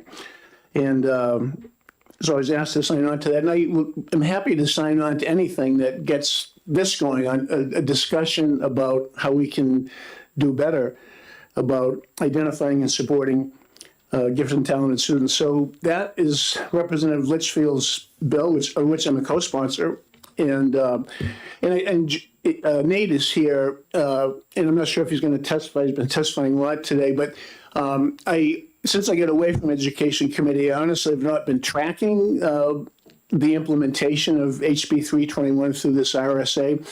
So I am interested in terms of, did this best practices virtual folder, was that created? Is it being maintained? What's the response to it? I don't know that, but I would be interested in that. So anyway, thank you for your time, and I'll try to take any questions if there are any. Representative Belcher. Thank you, Madam Chair, and thank you, Representative Moffett, for being here to introduce this. I have a question about sort of the technical aspects of how this bill is going to actually affect law and the way things are done. So I'd like to just give you my take on what I think the actual technical effect is, and you can tell me if you think I'm right, wrong, and why. So I think by doing what this bill proposes, by striking the last sentence, it eliminates the specific requirement that the report that is submitted say a certain thing, say that there's nothing. However, I do not think that simply by striking that sentence, it requires any school in the state to adopt a gifted program. I think in order to do that, you would actually have to put that requirement in here somewhere. And I think the lawyers over at OLS probably agreed, because there's no fiscal note that came with this. But they would still be required to submit a report. It's just that they would have a broader ability to say whatever they want in that report instead of specifically saying nothing exists. Is that how you would understand this? Thank you for that, Representative. Again, I'm not the prime sponsor, so as I read this, and as I said, the reason I signed on to this was because I am happy to be involved with anything that raises awareness about this topic. I have a similar question to you. Again, I did not, I'm not the prime sponsor, but the notion of removing that requirement, I think the intent of that was to make it less onerous for schools that aren't doing anything. To what I think your point is, quite honestly, I had no problem with the language that was put into place and it currently exists. And if the committee opted to not strike that line, that would not break my heart, if you're tracking me. Keeping in mind that Representative Moffett is not the prime sponsor, do you have any follow-up further questions for him? Representative Hall? Thank you, Madam Chair, and thank you for taking my question. I know you made reference to the gifted and talented folder. Have you, I'm not sure what you said, have you actually seen what's in there? Is there anything in there, or you're not? No, that's a great question, and I acknowledge that I have not followed up since I left Education Committee. I knew we passed a law. It's 189. I just cited the reference, and I had asked Diana one time about that, and she was going to look into this, but this was a long time ago. So, great question. It's my question too, and I'll bet Nate can answer that. Okay, I'm putting pressure on Nate, but he's a tough guy. I know he is. So. Again, keeping in mind that Representative Moffett is not the prime sponsor, are you sure these are questions he might be able to answer, or are they questions you would rather have the department answer? Okay, Representative Woodcock. Thank you. I don't mind, he's a co-sponsor, so I assume he knows what's in the bill. In either case, Representative Moffett, just a question. If you take out the last line, I'm a school that has no particular gifted and talented program there. What do? Okay, question was, if we take out the last line and the school has no gifted and talented. Right now it says, I'll just send the reports that I don't. So if I was on the other side, I'd say, wow, then these schools, we need to address this. But now, if you have, what are they supposed to put in this report if they don't do anything? Thank you for the question. As the Madam Chair pointed out, that might be a question that DOE can better speak to in terms of what actually is in place and how they've been dealing or not dealing with this law.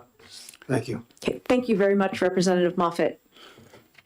We'll hold off. We can get further questions later from someone who actually has a little more information. Yeah, Thank you, ma'am. thank you. Caitlin Bernier?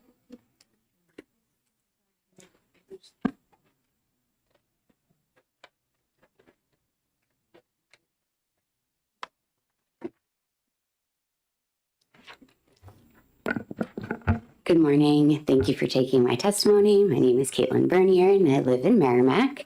I am also on our school district budget committee. I'm on the planning and building committee. I am very involved in all of the things that kind of happen in our town. And I also have 2 children in our public school. And one of my children is in the gifted and talented program. And he is in 5th grade, and it is the very last year that our school will be having any gifted and talented program because it had to be cut for budget. We could not afford it. The rationale behind it that was given to us is that it was a smaller amount of students that it supports and that it is extra academic things. They can have differentiated instruction in the classroom and not need these gifted and talented programs. I also know that my son, prior to being in the gifted and talented program, because it doesn't start till you're in 3rd grade, he was one of the kids that was disrupting the class and bothering other students because he was bored. He wasn't trying to be annoying. He was, we teach him. He's like, oh, I'll teach you how I did it. Or, how are you not done yet? Or rolling around on the ground in 1st grade because bored. And he was kind of, treated and seen as somebody that was maybe a problem. And then we, found out that it was that he was bored and we were able to help that. That is no longer going to be for any students in our school district. It was actually really heartbreaking 2 years ago when we first cut the high school gifted and talented program, because we've been just like going slowly carving away at these people. We had at least 5 students come to our public hearing and to our deliberative session pleading not to cut these teachers because they made such a big impact on their lives. I believe New Hampshire is like the 2nd highest IQ. So these kids are now going to the charter schools, and I don't blame them. And I also don't blame our public schools because they don't have the funding for it.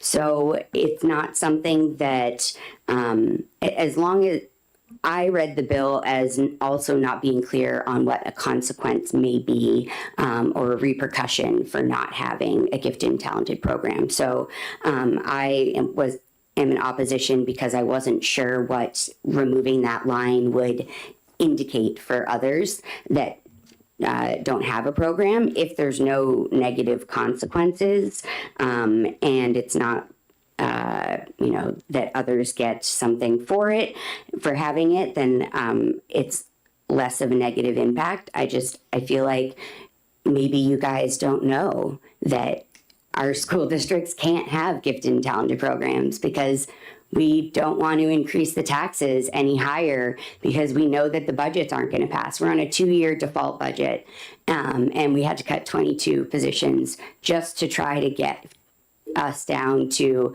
a budget that we think might pass. And that's disappointing for everybody. Thank you. I'll take questions. Thank you very much. Representative Murray. Karen, thank you for taking my question. My heart actually really breaks because students who are also gifted and talented are highly likely to be twice exceptional, and the increased rate of dropout for those high school kiddos whose needs are not being met for the gifted and talented programs is there. It's real. So I'm curious to know about the change in 60 days after its passage. With the removal of the line, do you have any indication of how that would affect the current programs that are there in your district? Thank you for the question. I would be concerned that they would need to make sure that they are filling out this, submitting this within the time period allotted, and that if they're not, what a consequence might be for them. Thank you. Seeing no further questions, thank you very much. And I call on Nate Green from the Department of Education.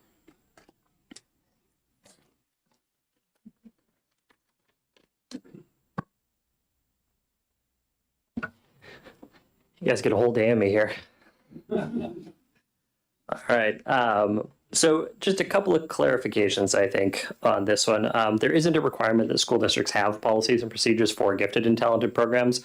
So striking that line out would just mean that there's no requirement on districts who don't otherwise have policies and programs in place. The department has testified on this particular bill in the past when it has come up, just advocating for resources to do some of this work. When it comes to data collection, and to be fair, I am very much in support of gifted and talented programs and the value that they provide to the students that are participating in them and the schools that are running them. One of the things that we run into when we're doing any kind of data collection, we talked a little bit about this earlier with the IBAS, is there's a lot of upfront work in getting schools to give us that data, particularly when there's a deadline, because there's already so much other data that schools and districts are prioritizing.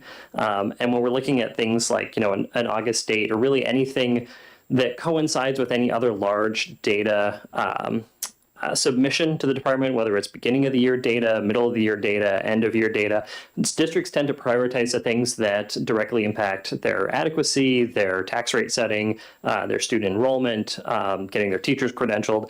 So things like this actually require quite a bit of follow-up by the department to get people to send it to us. And because there isn't a requirement that schools and districts have this, many of the schools and districts that don't have it in place sort of just ignore those emails. And the department doesn't know if they're not sending us the information because they are not sending us the information, or they're not sending the information because they truly don't have it there. And then, compiling the data and putting it out there for people to use. Again, I think that's a really worthwhile goal, but we really need somebody to be able to do that work. So I think the biggest challenge is that upfront follow-up with schools and districts and getting the data. So I know that we ran the data collection in 22 and 23.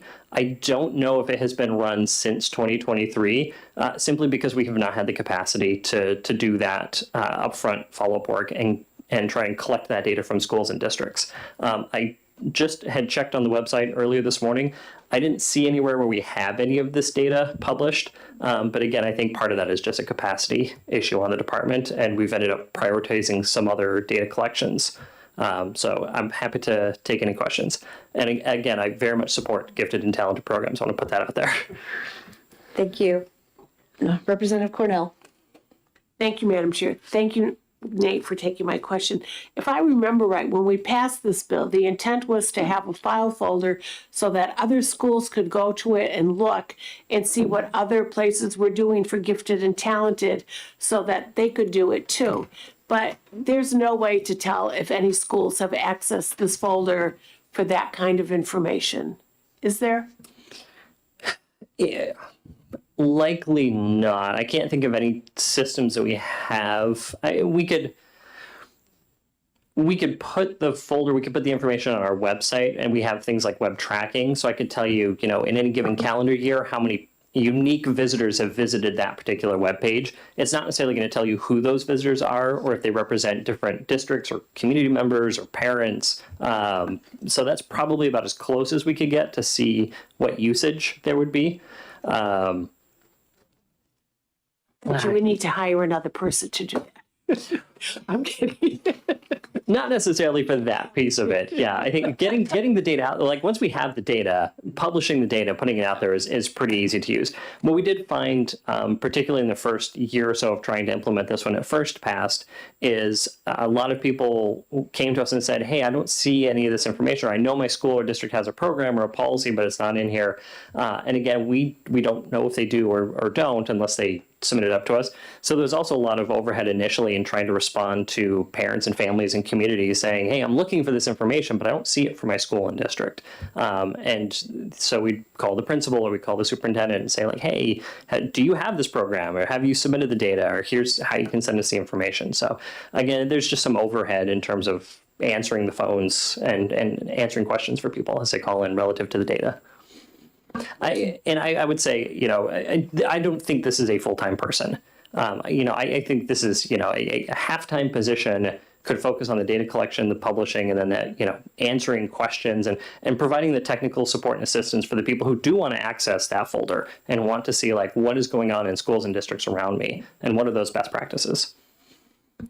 Representative Kluger. Thank you, Madam Chair. Thank you for taking my question.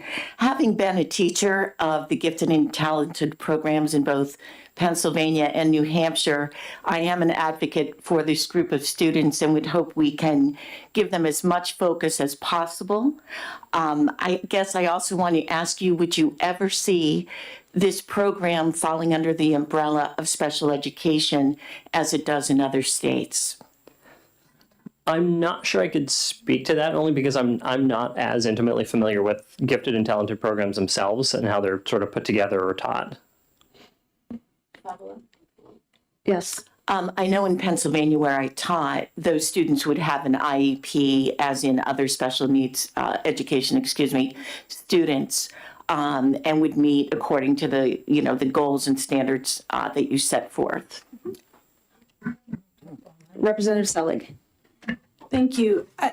Having taught in schools that had gifted and talented programs and also schools that didn't, are you aware of the fact that there's been a lot of studies, and a lot of these come from my alma mater of Johns Hopkins School of Education, that show that GT programs often have significant disparity based on socioeconomic and racial factors in terms of who gets in and who doesn't, and the impact of lack of funds to students at the early childhood levels for giving them the base to qualify then for gifted education. I urge members of the committee to keep their questions directly related to this bill. It is about gifted and talented programs. There's a distinct economic disparity. Right, but we're talking about whether or not schools are submitting reports, not the nature or the value of gifted and talented programs in and of themselves. But wouldn't schools that have far fewer means not be able to afford to do these programs? If we have any further questions related to this bill in particular, I would urge you to, thank you. Representative Murray. Thank you, Madam Chair. Thank you, Nate. Mr. Green, I'm curious to know if there is a metric within this report that teachers and districts do supply to you or had in 2023 that includes that data that Representative Kluger had referenced with regard to twice exceptionality. There are kids who are who qualify as being on the autism spectrum, but are then also in the gifted and talented program for other reasons. So I'm just curious to know whether that kind of information is there at that granular level. So the information is not at a student level. The statute requires programs, policies, and procedures. And so there's no student data that's collected at all. Thank you. All right, seeing no further questions, thank you, Nate. And I end the hearing on House Bill 1370.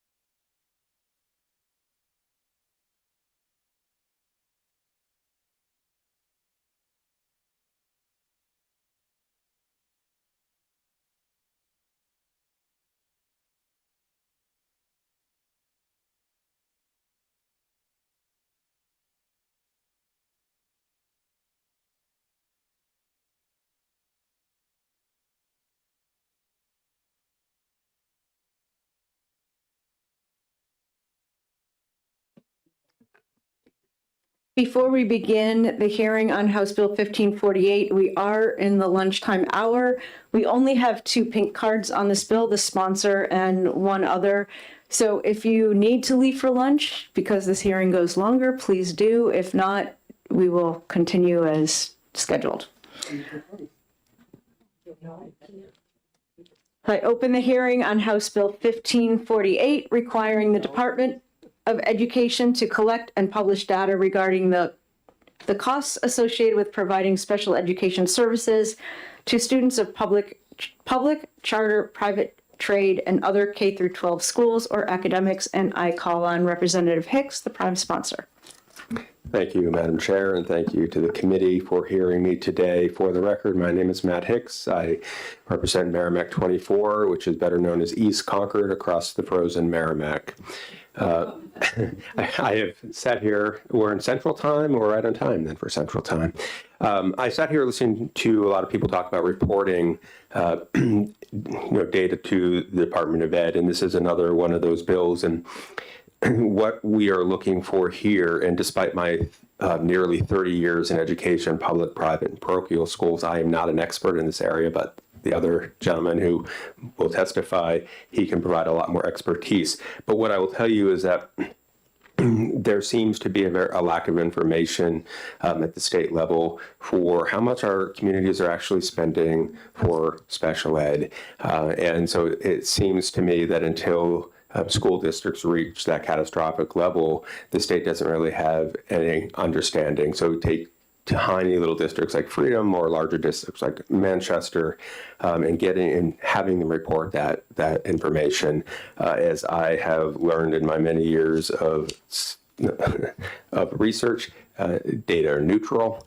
What people choose to do with those data, it's really up to them. And this bill is just asking to have that data. And it does, as I've received some questions leading up to today, some people would like more specificity about exactly what is being asked for here. I think the beauty of this bill and the way it's written is that it leaves it open at the Department of Ed to work on what actually it would be looking for. And I do also appreciate in this bill that we are not just looking at public schools, but where our tax dollars are spent for special ed in other locations as well. Thank you. Are you willing to take any questions? As many as I can try to answer. Representative Belcher. Thank you, Madam Chair, and thank you for bringing here to answer these questions for us. So the way I read this right here, it seems really granular. It says the Department of Education shall provide the legislature to publish on its website a report dealing with the cost of special education and related services provided to a child with a disability. So that sounds very granular to the individual level. So my question to you is there any concern here that identifying and then reporting that information could open up individual level students who are seen as particularly costly to some level of public scorn or scrutiny? Thank you for the question. The way I see this, if you had a district with a child, certainly that would be a potential. But this is asking more for aggregate data than that. That's the way I read it. The problem would be if you had a smaller district. Representative Murray. Thank you, Madam Chair. Myself and another member on the committee currently sit on the commission to study the cost of special education that is looking at this very topic with a lot of charges that commission is looking at. One of the things that I am curious to know is whether or not this may be a little bit premature in stating that the commission has not fully finished. It is due to finish in July of 26. Is that right, Representative? Sorry. July 1. Thank you. Additionally, I know that to the previous member's question, there are varied reports on the iPlatform that do have data that we are going through currently. So I am curious to know whether or not we should maybe first wait to see what the commission's findings are, and would you be open to that? Certainly, and this is a question I would ask the speaker behind me as well, but I think the point here is to have the information, and however we get that information and how people can access that information is what I would be supportive of. Representative Balboni. Thank you, Madam Chair, and thank you for taking my question. My question regards the intent. I can see very clearly what this bill will do, but why? How do you see this bill being important? And does it relate to, I have some knowledge in with the previous bills and costs of special education and charter schools. What do you hope will be done with this information? I would hope the bill's intent is just to have the information available. Representative McDonald. Thank you, Madam Chair, and nice to meet you, Representative. Thanks for being here. I had a question specifically on line 9. It says, if the department does not collect all required data. The word if seems that there's some uncertainty. Do we know at this time if the data is collected or not? And then why not? Yeah, thank you for the question, Representative. I'm not sure. Representative Murray. Thank you, Madam Chair. Are you also aware that with respect to Representative Belcher's question about identifiable information for students with disabilities, that there are specific suppressive data laws to protect children's identities? So if there is a district in which 10 or fewer students are receiving a service, there is a law and statute in place to protect those children. Thank you for, if you're aware, question. I would assume and I would hope, and certainly we could clarify that that law would also apply here. I mean, that would be the best way to go about that, in my opinion. Seeing no further questions, thank you very much. And I call on Andrew Valinsky.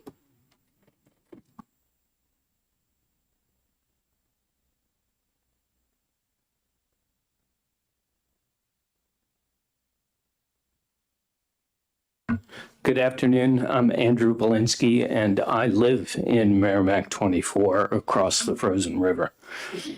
I think the way to think about this bill is in conjunction with 186 C18, which is the special ed aid statute. Without going into too much detail, that's the statute that has a threshold of 3.5 times average cost before the state begins to contribute to higher cost special ed programming. There's currently a bill, Representative Wallner is the lead sponsor, HB 1557, which seeks to lower that 3.5 times threshold. And the fiscal note on that bill says that the cost of lowering the threshold cannot be determined because no one knows at the state level what the costs are below 3.5 times threshold. So this bill, and it's intentionally numbered as a proposed 186 C18A, so that you should read it in conjunction with C18. You put the two together, and now you're providing the missing information that would allow Legislative Services and New Hampshire DOE to start calculating the cost of actually providing a special ed aid program that gets to the meat of the problem, which is that school districts cannot plan effectively for larger special ed costs because they don't know who's going to move into their school district at any particular time. So I agree with Representative Hicks that data are neutral. What you do with it depends on you, but this enables intelligent discussion about that 3.5 times threshold by providing the missing information. I would add 2 other points. This information, 0 to 3.5 times the average cost, doesn't exist at the state level, but every school district has it because that's how they build their special ed budget, which flows into their regular school budget. So the local districts know it. The data that fills in the 3.5 times threshold gets reported by school districts when they think they have a student who might qualify.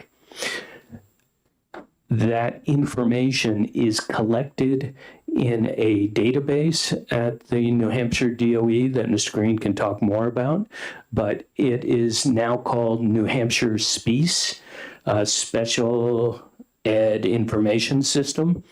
It used to be called SPEDIS. The filing or entering of information in New Hampshire SPIECE is the subject of state regulation. So there are already regulations and a manual that tell districts how to enter the special ed information, cost information into this system. So all you're really doing is encouraging districts to enter the cost data in the same way when the data is known, rather than waiting till we approach a 3.5 times threshold. Happy to take questions if there are any. Thank you. I knew it was too good to be true. Representative Cornell. Thank you for taking my question. So you're saying that local districts do have that information available to them, the 0 to 3.5 times. So it would be easy for them to then share that with the department. Yes, Representative, as you may know, I'm counsel in some school funding cases, some that are current. The current RAND case had a lot of testimony about how special ed is administered in school districts. And the way it's done is that IEPs are compiled. The people on the IEP committees determine those costs, and then those costs are rolled up into a overall budget by usually the special ed administrator, so that everyone understands what the costs are district-wide. So that information is certainly there. Let me add one other point. Having the information from $1 also, beyond the threshold issue, would allow districts to understand one district in your area may spend $2,000 for a speech therapist, and a neighboring district might spend $4,000. If DOE had that information, we could start asking questions about why it's more expensive in one district than the other. So there's a lot of analysis that could be done with the data if it were cross-district, which it currently is not. Representative Freeman. Thank you, Madam Chair, and thank you for taking my question. So you made a point about school districts not being able to plan for unanticipated sped costs. Given that, how would the state do the same? It's really a matter of understanding the difference in population size between a district and the 155,000 students who go to public school in our state. So if I am Pittsfield, for example, I have 500 students. I don't know if one child is going to move from Epsom to Pittsfield, and now I've got to account for that child's high special ed costs. But if we were doing it at a state level, it wouldn't matter if the child lived in Epsom or Pittsfield. The child's in the state, and so would be accounted for. So I would wager that the migration of special ed qualified children from outside of the state to inside the state is minimal, while the transfer of students between districts within our state is a significant factor. Thank you. Representative Murray. Thank you, Madam Chair. Thank you for taking my question. I do have a question about the effective date, and it says 60 days after passage. I did ask the prime sponsor about that, given the fact that we are currently undergoing a commission to study the cost of special education. And so my question to you is, assuming this passes and goes into effect then 60 days afterwards, what would that do to the information and the commission's work that is already underway? Thank you for the question. So I mentioned that the higher level costs are already the subject of New Hampshire DOE regulations. I assume that NHDOE would have to go through a regulatory process to adopt regulations to accommodate this new information. So that takes time. That's the only reason I mention it. And so I don't have a strong feeling about whether it waits or goes forward, but know that adopting this and having it 60 days later means you're really going to trigger a rules-making process that would put you basically on the same schedule that you're working with on the commission. Seeing no further questions, thank you very Cool. much. Thank you very much. Caitlin Bernier.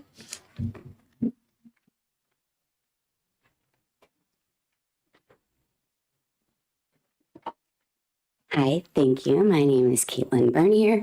I live in Merrimack. I know we're getting into lunch, so I'll make it quick. I'm on the school district budget committee, and special ed has definitely had an increased cost over the past multiple years. And due to having a special ed director who was not maybe making all the right decisions, and not doing the special ed aid, like looking for the reimbursements for even the people that were at the higher amount. We had to add in a cost last year to hire 3 part-time special ed administrators that were able to go through and all the paperwork, all the things that we're talking about, and that's for only the people that hit the special ed differentiated, that catastrophic aid, the higher amount. So I am all for this. I absolutely think this is a great thing to have once that study is, and you come up with all of your the findings from that. I love the idea behind it. I want you to know that there is, in fact, a cost. And maybe that cost is just, in the beginning, it would be a higher amount, but 60 days after, that's going to cost all school districts. They're all going to have to bump up. And I believe that I've heard testimony that some school districts don't even have a director for student services anymore because of budgets. So budget cuts. So this would have an impact, and we just want to be cognizant of that when we think of something like this, because I think it would be great to have all that kind of information. Thank you. Any questions? Thank you. Seeing none, thank you very much. Nate Green from the Department of Education.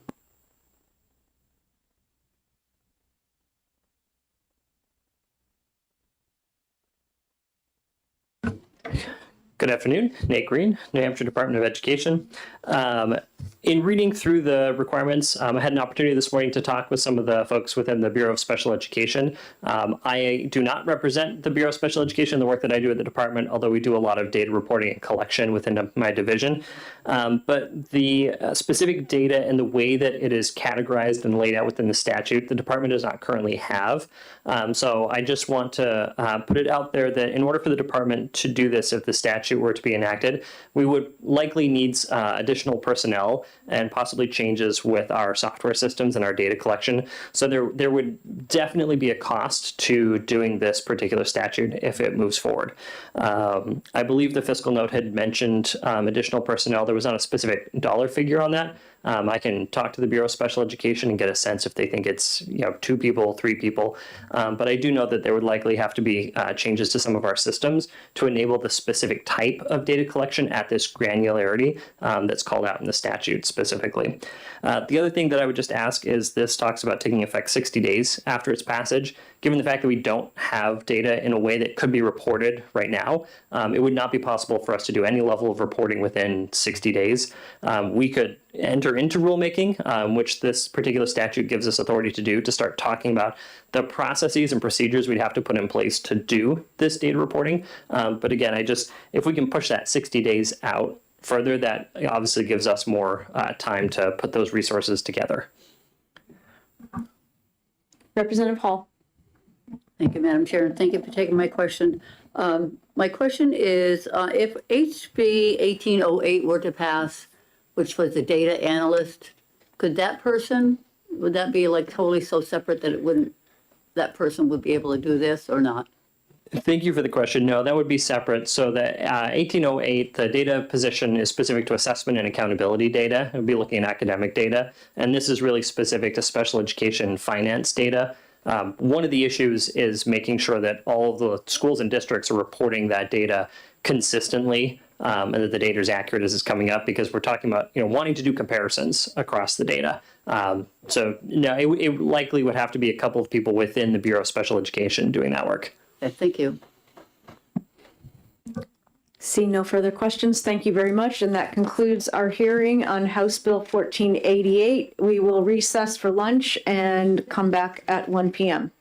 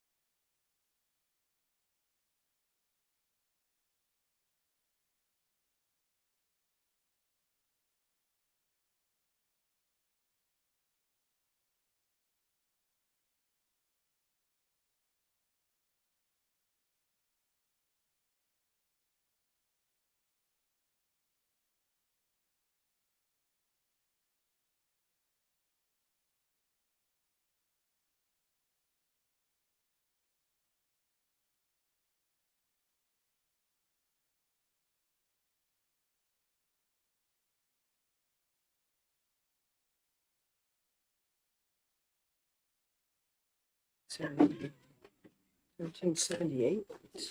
Okay, that's 1778. No, which one's first? 12, right? 12 first.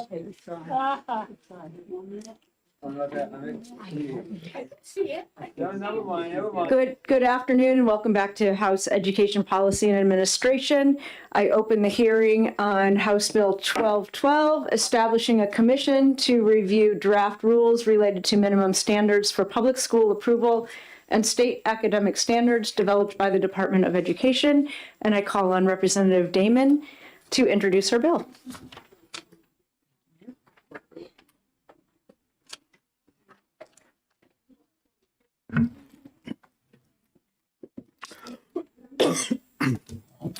Good afternoon, committee. Thank you for hearing my bill intro on HB 1212. For the record, I am State Representative Hope Damon, Sullivan District 8, Ackworth, Langdon, Lemster, Goshen, Washington, Springfield, Sunapee, my hometown of Croydon, and the city of Claremont. So here we go. HB 1212 is a bill that endeavors to improve the process by which the minimum standards of public education, generally known as the 306 rules, are revised. As you know, these standards define the operation of our valued public schools.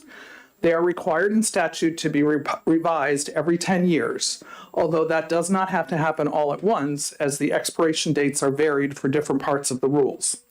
Some of you will recall this same bill from last session when it was replaced by a non-germane amendment. Excuse me. Throughout the most recent revision process, there were many concerns regarding who was included or excluded from participating. In particular, the necessary voices of people working in public education were only heard because they advocated vigorously and pushed for inclusion. Just as we would not want people with no training, education, or real-world experience to be our surgeons, we should not want our public school rules to be written only by those who have not worked in public education. Rather, we need a diversity of voices from many perspectives who all value improving our student outcomes. HB 1212 was drafted with expert input from my constituent Christine Downing, who worked diligently through the last revision process to bring forward educator voices. Ms. Downing is superintendent of Grantham Schools and has extensive experience in curriculum. HB 1212 creates a commission of 19 members with expertise in education. The commission would review all drafts of education rules related to minimum standards for public school approval and state academic standards. It would submit its report to the Commissioner of Education and the State Board of Education within 120 days of the publication of any rules draft from the DOE. And I wanted to just briefly, sorry, let me get to my copy of the bill. Oh, wrong one. Starting on page 1 of the bill, line 13, you will see, and I know you don't need me to read it to you, I'm just going to highlight representation on the proposed commission from the New Hampshire School Administrators Association, the New Hampshire Association of School Principals, the New Hampshire Association for Supervision and Curriculum Development, obviously the Commissioner of Education or her designee, teachers at all three school levels, high school, middle school, and elementary. At least one member representing expertise in competency-based education. So a total of 19 members on the proposed commission. I also want to highlight that the commission is required to recommend language that supports competency-based education, maintains high-quality minimum standards, and utilizes research and evidence-based practices and strategies. It is abundantly apparent that Granite Staters want to maintain our existing high standards for public education. Lastly, transparency is an essential hallmark of a fair and functioning democracy. The Commission is required to report its recommendations to the Department of Ed and the State Board of Ed. This is quite simply necessary to be defined in statute, as following the last revision process was an arduous task, hunting, digging, being stymied to even find out what the proposed revisions might be. We owe our citizens, our voters, and our students a fair, transparent, informed process for all of our legislative and agency work. Thank you very much for your thoughtful consideration of this needed legislation, and I'm happy to try to answer questions if I can. Thank you. Any questions? Seeing none. Thank you very much, Representative Damon. Representative Horgan. It's 2 cards for some reason.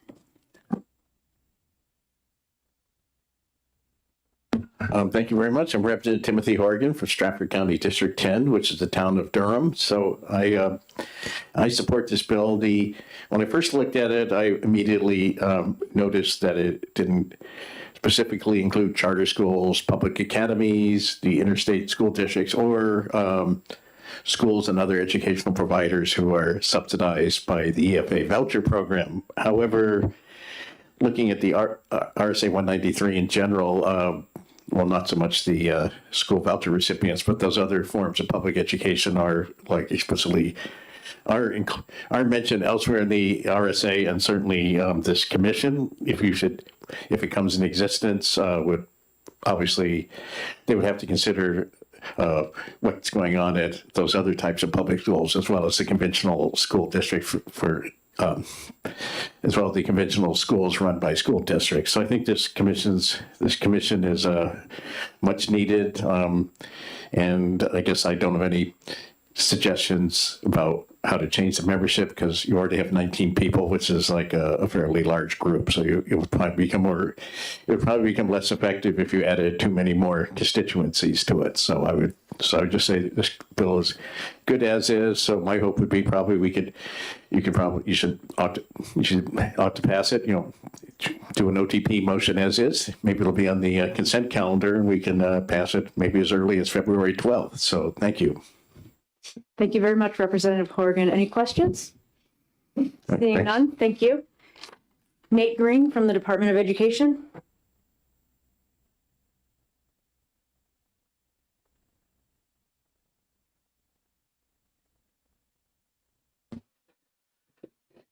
Good afternoon, Nate Green, New Hampshire Department of Education. I just have 2 questions that I want to put out there from the department in reading through this.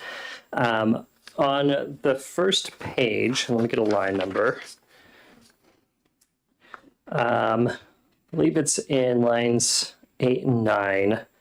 The commission is tasked with reviewing any drafts that come from the Department of Education and the State Board of Education relative to the minimum standards. But then on page 2, on lines 4 and 5, it talks about the commission recommending language for the minimum standards. And so I just want to make sure that it is clear what the duties and responsibilities of the commission is. Is it to review language that's been developed by the department? Is it recommending language back to the department? Because I think both things are called out here, one on page 1 and one on page 2. Lines 4 and 5, it says the commission shall recommend language for the minimum standards for public school approval. And then the other thing that I would just ask, there's not much in terms of, at least that I could see in here, a stated timeline for the review that would occur.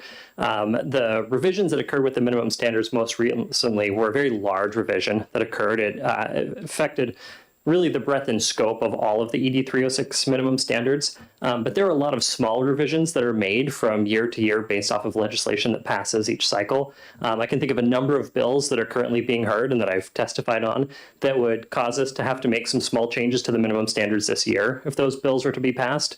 So I just want to make sure that as we're thinking about running any changes to the minimum standards through a 19-member commission, that if it's something like this morning we talked about changing math credits from 3 to 4, we would need to go in and change the minimum standards to reflect 3 math credits instead of 4 math credits.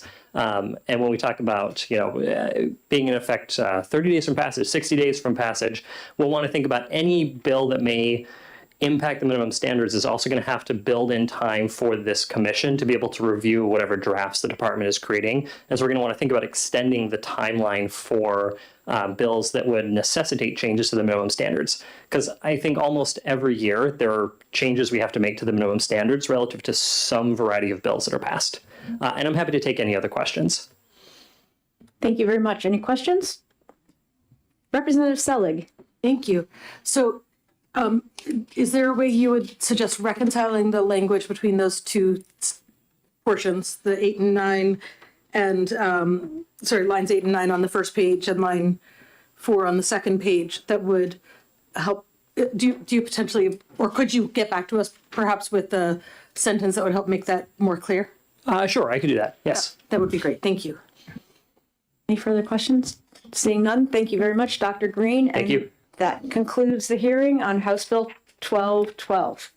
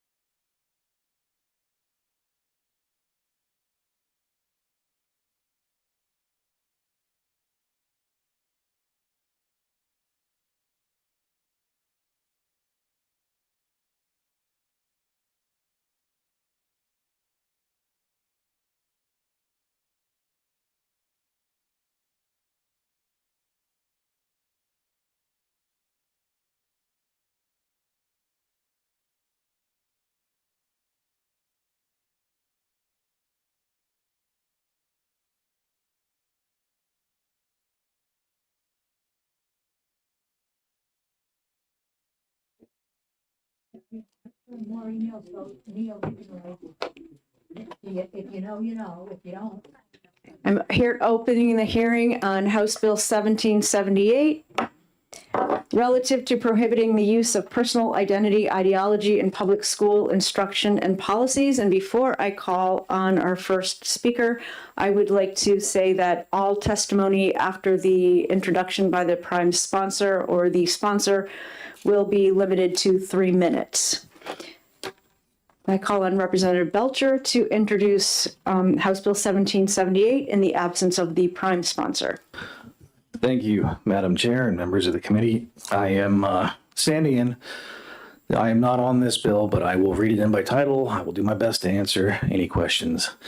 This bill prohibits the teaching of personal identity politics in schools. The bill also requires the State Board of Education to develop and implement policies related to the prohibition of teaching personal identity ideology. I would pass on a request from the prime sponsor of the bill that, given her understanding of other items, she would prefer a different solution to this problem as she sees it, and would recommend a motion of retain or study or even ITL on this bill, and I would concur. Thank you.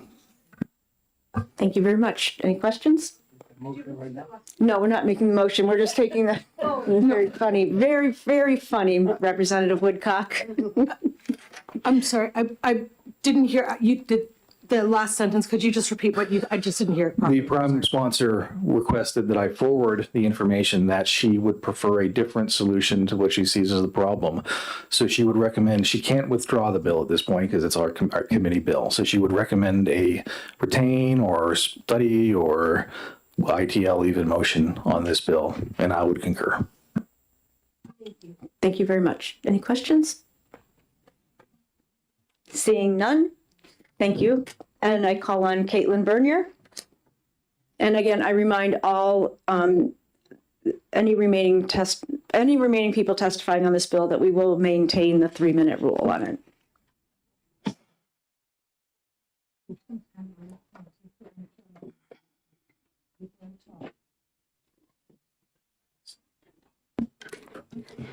Good afternoon, and thank you for listening to my testimony. My name is Caitlin Bernier, and I live in Merrimack. I am here in opposition of HB 1778. I am, the way I read this bill, when we get to line 12 and it says establishing and maintaining environments promoting the equality of opportunities for all students. What does that even look like?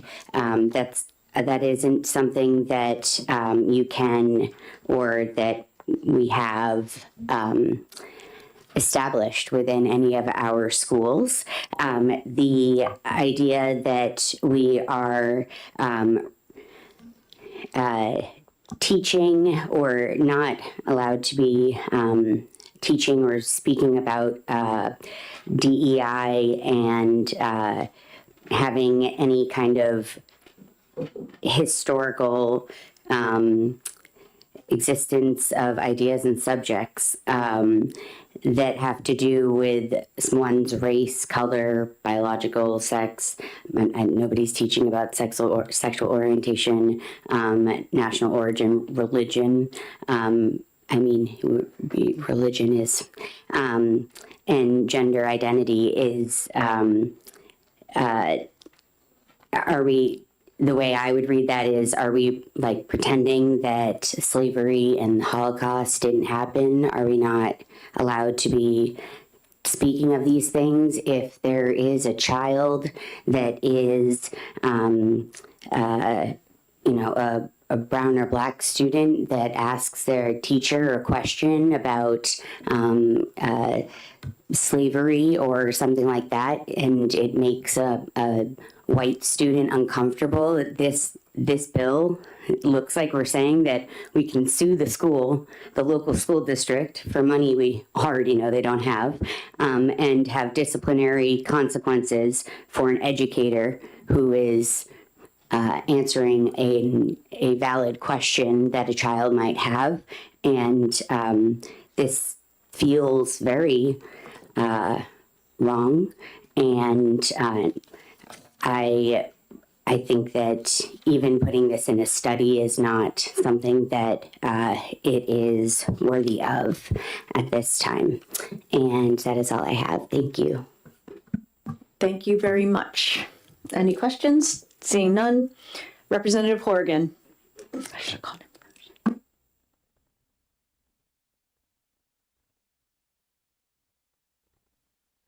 Thank you very much, Madam Chair. I'm Representative Timothy Horgan from Stratford County District 10, the town of Durham. So there's many problems with this bill. The first one is just the phrase personal identity ideology. It's basically a kind of meaningless phrase.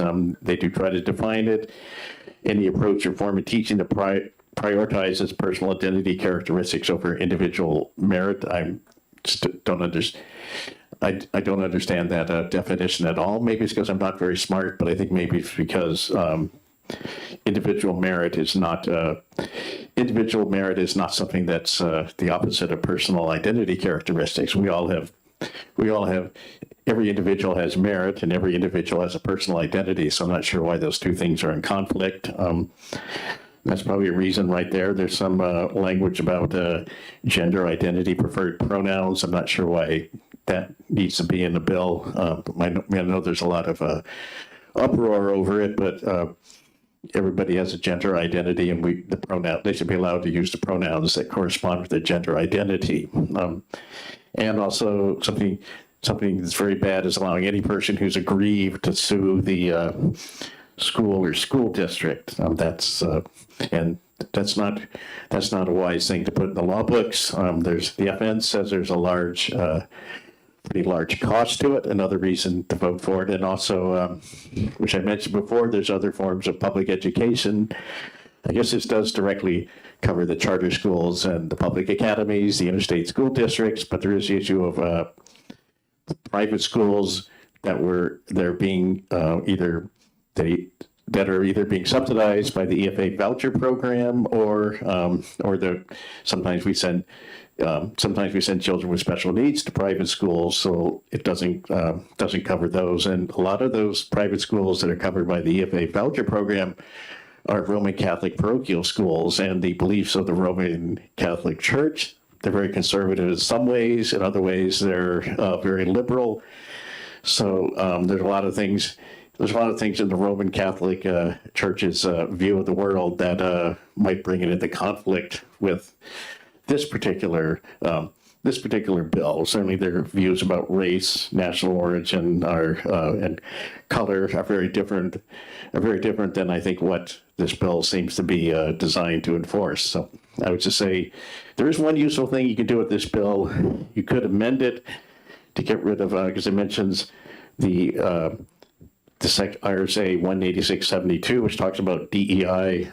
Putting a DEI ban in the law books was, in my opinion, a bad idea. So it would be possibly a germane amendment to take out those provisions from RSA 186:72. I'm not really expecting it to happen, but it is an option that you have. So, thanks. Any questions for Representative Horgan? Seeing none, thank you All very right, much. thank you. Nancy Brennan?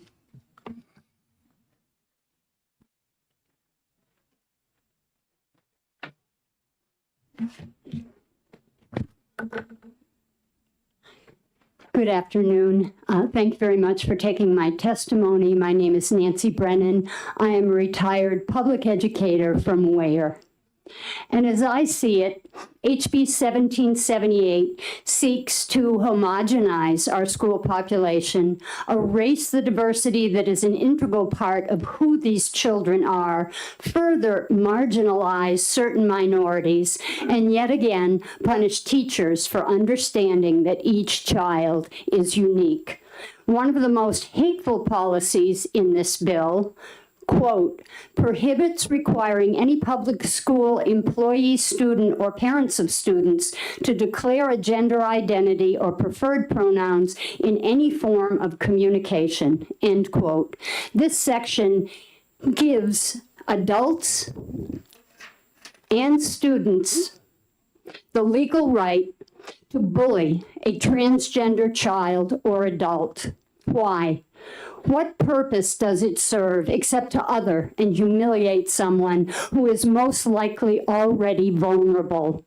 A New Hampshire trans activist went to court to be allowed to misgender an adolescent at a public hearing. She won her case. She won the right to demean an adolescent. I wouldn't want to teach in a world that makes that okay.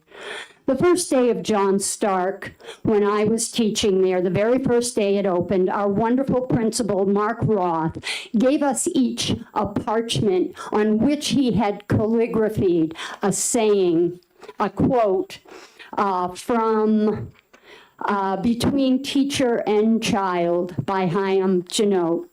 I have come to the frightening conclusion that I am the decisive element in the classroom. As a teacher, I possess a tremendous power to make a child's life miserable or joyous. I can be a tool of torture or an instrument of inspiration. I can humiliate or heal.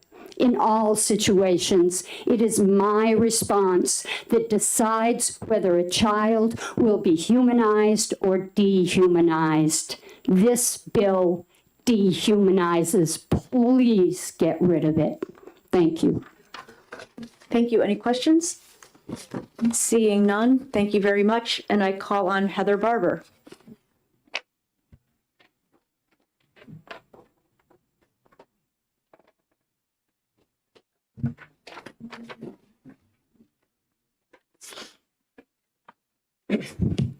Hi all. I'm Heather Barber. I am a retired faculty member from the University of New Hampshire. My field at the University of New Hampshire was in sports psychology, actually.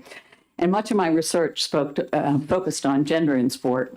And specifically, I use social identity theory as a framework for studying gender in sport. So I understand social identities and social identity theory fairly well. So social identity theory is really basically says that our identities make us who we are and help us navigate the world. We navigate based on our experiences of who we are, and how we approach the world is part of who we are. So our identities include everything from gender to our occupations. So as a former teacher, you all as representatives, that's a part of your identity and part of who you are and makes you who you are. Race and ethnicity to the teams we root for, our religious beliefs to our roles in our families as mothers and fathers and sisters and brothers and aunts, and many, many more. We wear lots of hats in our lives, and all those hats inform who we are. My identities are numerous, but include that I'm a woman, a lover of sport, and specifically, I'm a lover of Philadelphia sport. Okay, I know. And having been at UNH for 28 years, I'm bleed blue as a Wildcat. So there you go. I'm white, I'm a religious person, I'm a progressive, and I'm a teacher and a coach and many, many more. All those inform who I am. And as we go about learning about people, it's critical to know all of those things.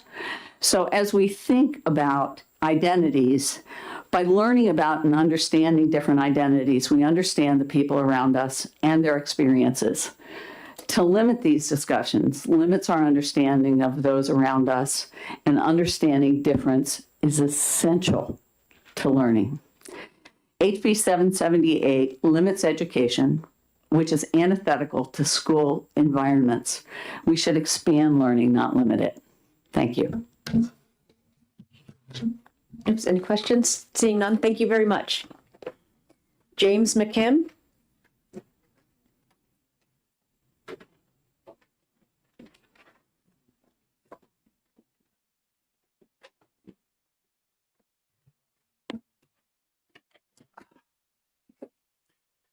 Thank you.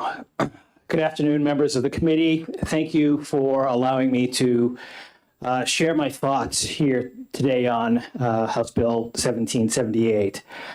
I am a New Hampshire resident. I'm a parent. I'm a management consultant, and I am first vice president of the Manchester NAACP. I'm here today to speak in opposition to House Bill 1778. Let me start by saying that I believe it is appropriate it is not appropriate to prioritize people by their personal identity over individual merit. However, a core premise of this bill seems to be that our schools are teaching students to prioritize personal identity over individual merit. I and many others would like to see overwhelming data on this. I've not, and many of us have not. As a parent, as an active member of my community, as a consultant to schools across this state, I have seen firsthand that our educators are not doing this or indoctrinating students to any related ideology. This bill seems to try to solve a problem that does not exist. What schools do teach and should continue to teach is that people with certain identity characteristics have been prioritized over others, over individual merit in our nation and in our state's history, and in some cases continue to be. Recognizing those injustices, often sanctioned by our government, and working to correct them is not favoritism, it's justice. Ensuring that students understand the past and the ongoing effects of discrimination helps them to contribute to a future that values both equity and merit, not one at the expense of the other. If we're going to write legislation to dictate what can and cannot be taught in schools, why not legislate that equity and merit can go together? When I cross into New Hampshire, I see the sign that says, Bienvenue à New Hampshire. Welcome to New Hampshire. Bills like this make that message ring hollow. As a person of color, I can tell you that bills such as this do not make me feel welcome. It sends a message that we don't recognize the paradox of diversity, where we are the same yet different. Finally, this legislation language is so vague, similar to other bills that have been put forth, that it risks confusion in our schools and costly litigation for our state. For these reasons, I respectfully request and urge you to vote inexpedient to legislate on this bill. Thank you. Thank you very much. Any questions? Representative Selig? Thank you. Thank you. So to the point about it reflects bills that have had costly legislation, is there a specific bill that you're referencing just so that I can make note of that? So I would reference two pieces of legislation that were passed as part of House Bill 2 that attempted to ban diversity, equity, and inclusion teachings and practices. Thank you. Any further questions? Seeing none, thank you very much. Thank you. Deborah House.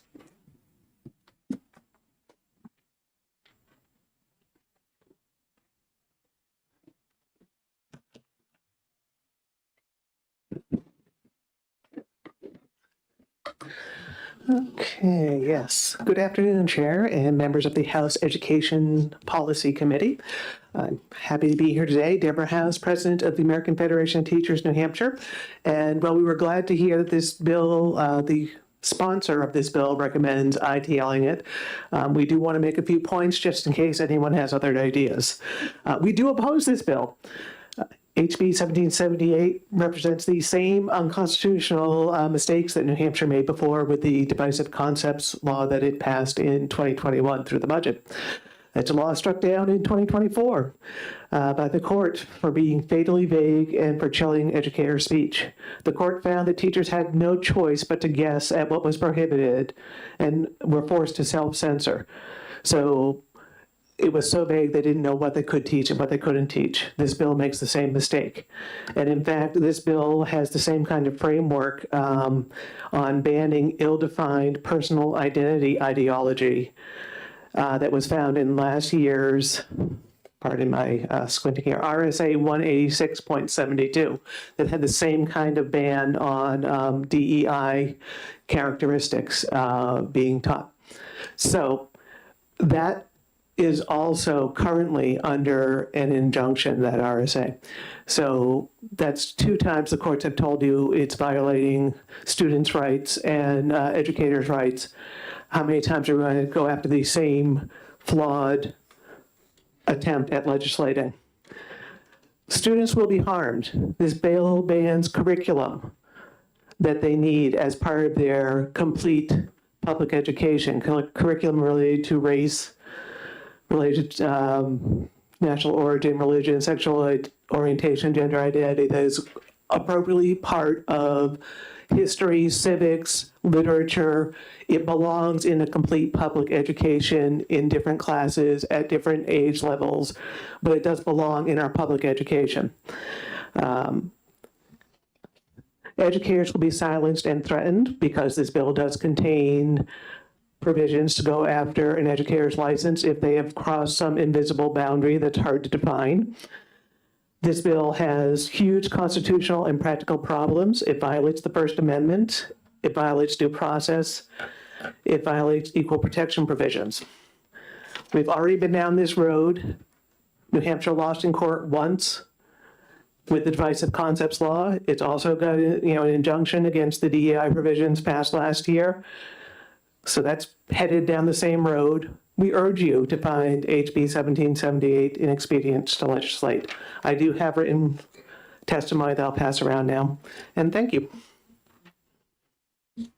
Thank you very much. Representative Selig, sorry. Super quick question. Sure.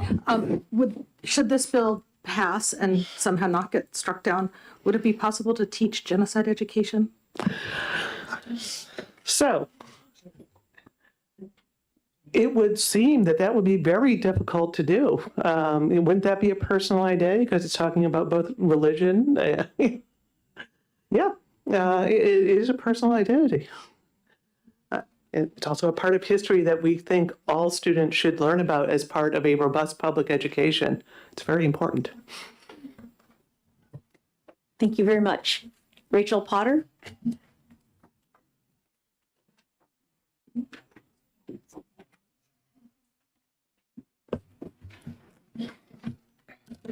Good afternoon, Madam Chair and members of the committee. Thank you for the opportunity to speak. My name is Rachel Potter and I serve as Policy Associate at the ACLU of New Hampshire. I must say it feels fitting that I'm delivering this testimony on Groundhog Day today because once again, here we are debating another bill that tries to police what can be taught in our classrooms. And once again, we are raising the same constitutional problems that New Hampshire courts have already rejected twice. As you all here well know, in 2021, the legislature passed the so-called Banned Concepts Law. And then in 2024, a federal court struck it down as unconstitutionally vague, finding that it failed to give teachers fair notice of what was prohibited and invited arbitrary enforcement. Then in 2025, the legislature enacted a sweeping anti-DEI law, which a previous speaker referenced. And that too was blocked by a federal court, which described its breadth as startling and warned that it could make it impossible for schools to operate normally. And that law is still tied up in litigation. HB 1778, the bill here today, repeats the same mistakes. It uses broad, undefined terms like prioritizes personal identity characteristics and personal identity ideology without giving educators clear guidance on what those phrases mean in practice. What does it mean to prioritize? Does discussing the lived experiences of Black students, LGBTQ+ students, religious minorities, or students with disabilities count? Do books featuring those perspectives violate the law?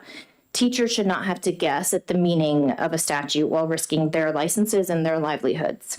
And when laws are this unclear and also carry penalties, the predictable result is a chilling effect. Educators will avoid these important topics altogether rather than risk punishment.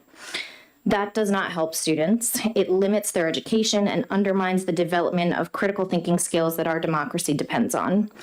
And this is not just a constitutional issue, it is a fiscal one. The Department of Justice has already noted that this bill would likely require new staff and could cost between $100,000 and $500,000 per year, with no funding provided in the legislation. So we risk spending taxpayer dollars defending and enforcing a law that courts are likely to reject. Groundhog Day only ends when someone chooses a different path, and this committee has the chance to break that cycle to avoid another unconstitutional, costly, and divisive law. So we urge you to find HB 1778 an expedient to legislate. Thank you. Thank you very much. Are you willing to take questions? Sure. Representative Murray? Thank you, Madam Chair, and thank you for taking my question. I am curious, on line 18 of the original bill, there is a prohibition on communication of any kind regarding a pronoun use. Do you have any indication of how that would work for a school or a district communicating back and forth about missing assignments or anything like that? How would that function for it being in, I guess it would be a violation of it uses to declare a gender identity, simply typing that in there? Would that be a declaration of gender identity? Sure. I mean, I don't know, when a law is this vague, a reasonable person can't really tell what is prohibited. And so that's the point that I'm here to make. Yeah. Do any further questions? Yes, Representative Cornell? And thank you for taking my question. I don't know if you can answer this. Do you have any idea what the cost to the state was to fight both of these bills in court or defend? I was not part of that litigation, but so I don't exactly know, but I can potentially follow up with you. Yeah. Thank you. Seeing no further questions, thank you very much. Are there any other pink cards? Representative Horgan. Oh, I'm sorry. Yeah, thank you. Wrong bill, right? I conclude the hearing on House Bill 1778, and we will recess until 2 p.m. when we will take up House Bill 1792.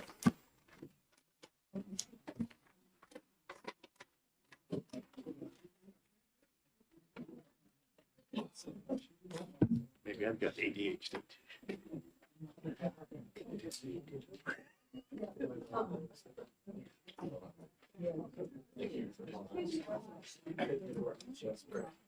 Anyone else while I'm roaming the room? Thank you, ma'am. I gotta fill I did. Did you see my job? Yes, I did. I was proud to be able to flip the card. Oh, you know, not a question. Sorry about it.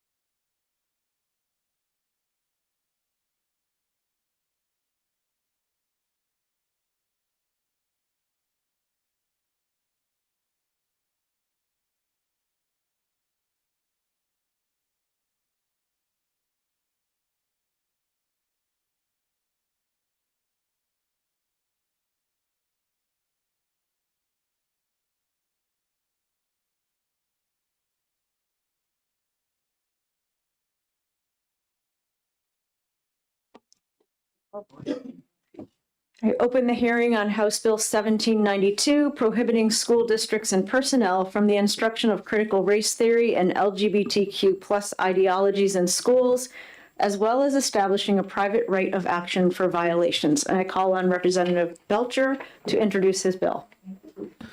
Thank you, Madam Chair and members of the committee. For the record, Representative Mike Belcher, representing Carroll 4 out of Wakefield. I am happy to be here to present this afternoon. This one, unlike the last, is my bill.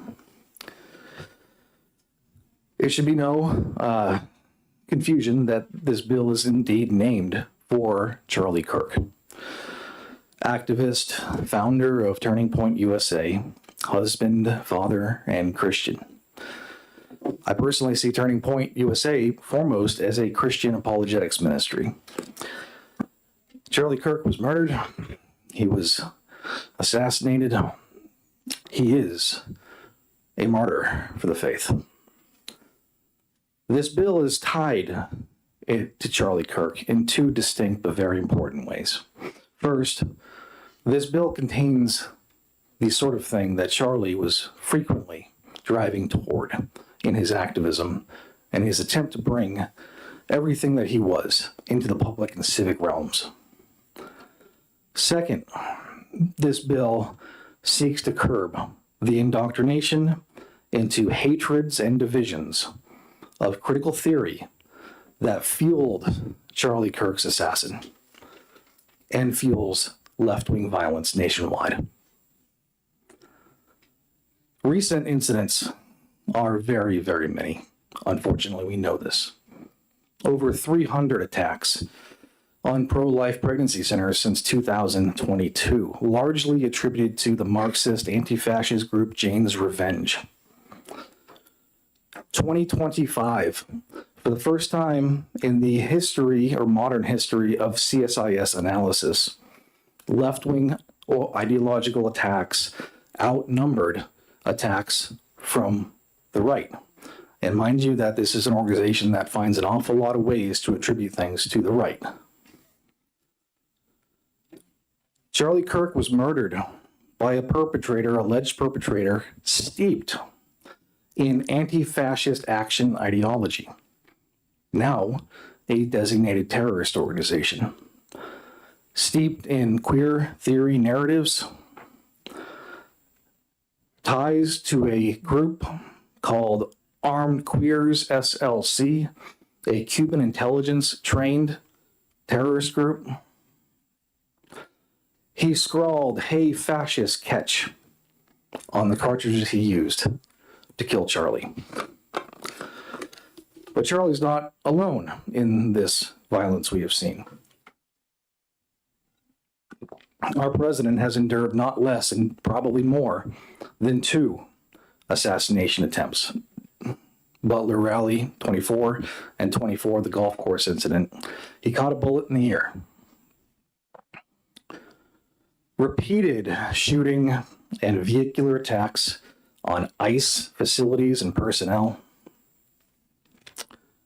The 2020 Summer of Love. Dozens were murdered in mob violence, some burned alive in arson fires. Billions of damage done, led by the openly Marxist, critical race theory-inspired leaders of Black Lives Matter. Violent pro-Hamas campus occupations have occurred all around us, including in this state. How many here knew that the Palestinian Leadership Organization, the Popular Front for the Liberation of Palestine, is actually a Marxist-Leninist organization and a named terror group? Antifa-linked assaults on conservative events and speakers have been commonplace for years. It happened here too, to a gay conservative, Dave Rubin at UNH. Charlie Kirk, Ben Shapiro, Michael Knowles and others were frequently harassed and frequently the subject of violence when visiting our campuses and our schools. This very committee has heard testimony for years from conservatives on school campuses that they're fearful to express their sincerely held beliefs on their campus due to the constant threats of ostracization, ooh, that's a mouthful, academic punishment looming, and violence against them and their property. Statistics provided by the UNH Police Department demonstrate a pattern of strong enforcement actions against conservative groups, while seemingly left-wing causes have carte blanche. So let's get into the details here. The roots of critical theory. Critical theory originates in Karl Marx, a couple quotes from Marx. The ruthless criticism of all that exists, and as he was fond of doing, quoting Mephistopheles from Faust, all that exists deserves to perish. Marx was not an economist, despite what people may have heard. Marx was a prophet of the socialist faith. When his prophecies failed to materialize, notably the prediction that socialism and communism would rapidly come in advanced capitalist societies in the West, and they didn't go socialist, but backwater Russia did, this disenchanted many faithful socialists and communists. They split the Church of Socialism into different denominations, taking different paths. One pathway was charted by Giovanni Gentili and Mussolini, two disenchanted communists who then developed fascist theory around a national socialism, which was a heresy to international communists. In Germany, the Marxists of the Frankfurt School retooled Marx's dialectical materialism into a dialectical identitarianism, abandoning their revolutionary hopes in the middle class and shifting toward race Marxism, sex Marxism, and cultural Marxism. Developed by Frankfurt School in Germany, but relocated to Columbia University upon the rise of Hitler as America took them in to give them refuge.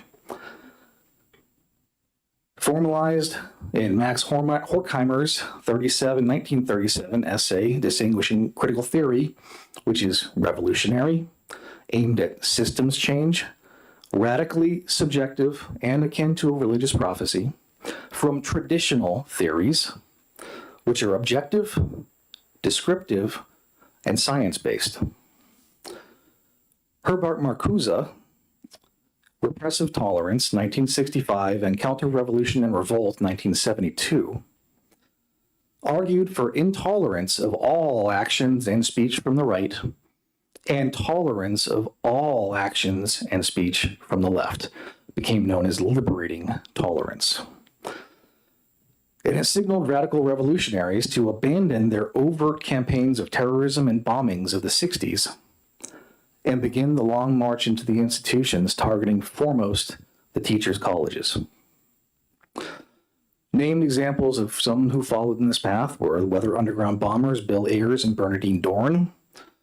Later, Angela Davis, one-time presidential candidate for the Communist Party of America, tied to the Black Panthers, was also readily welcomed into academia and the education fields.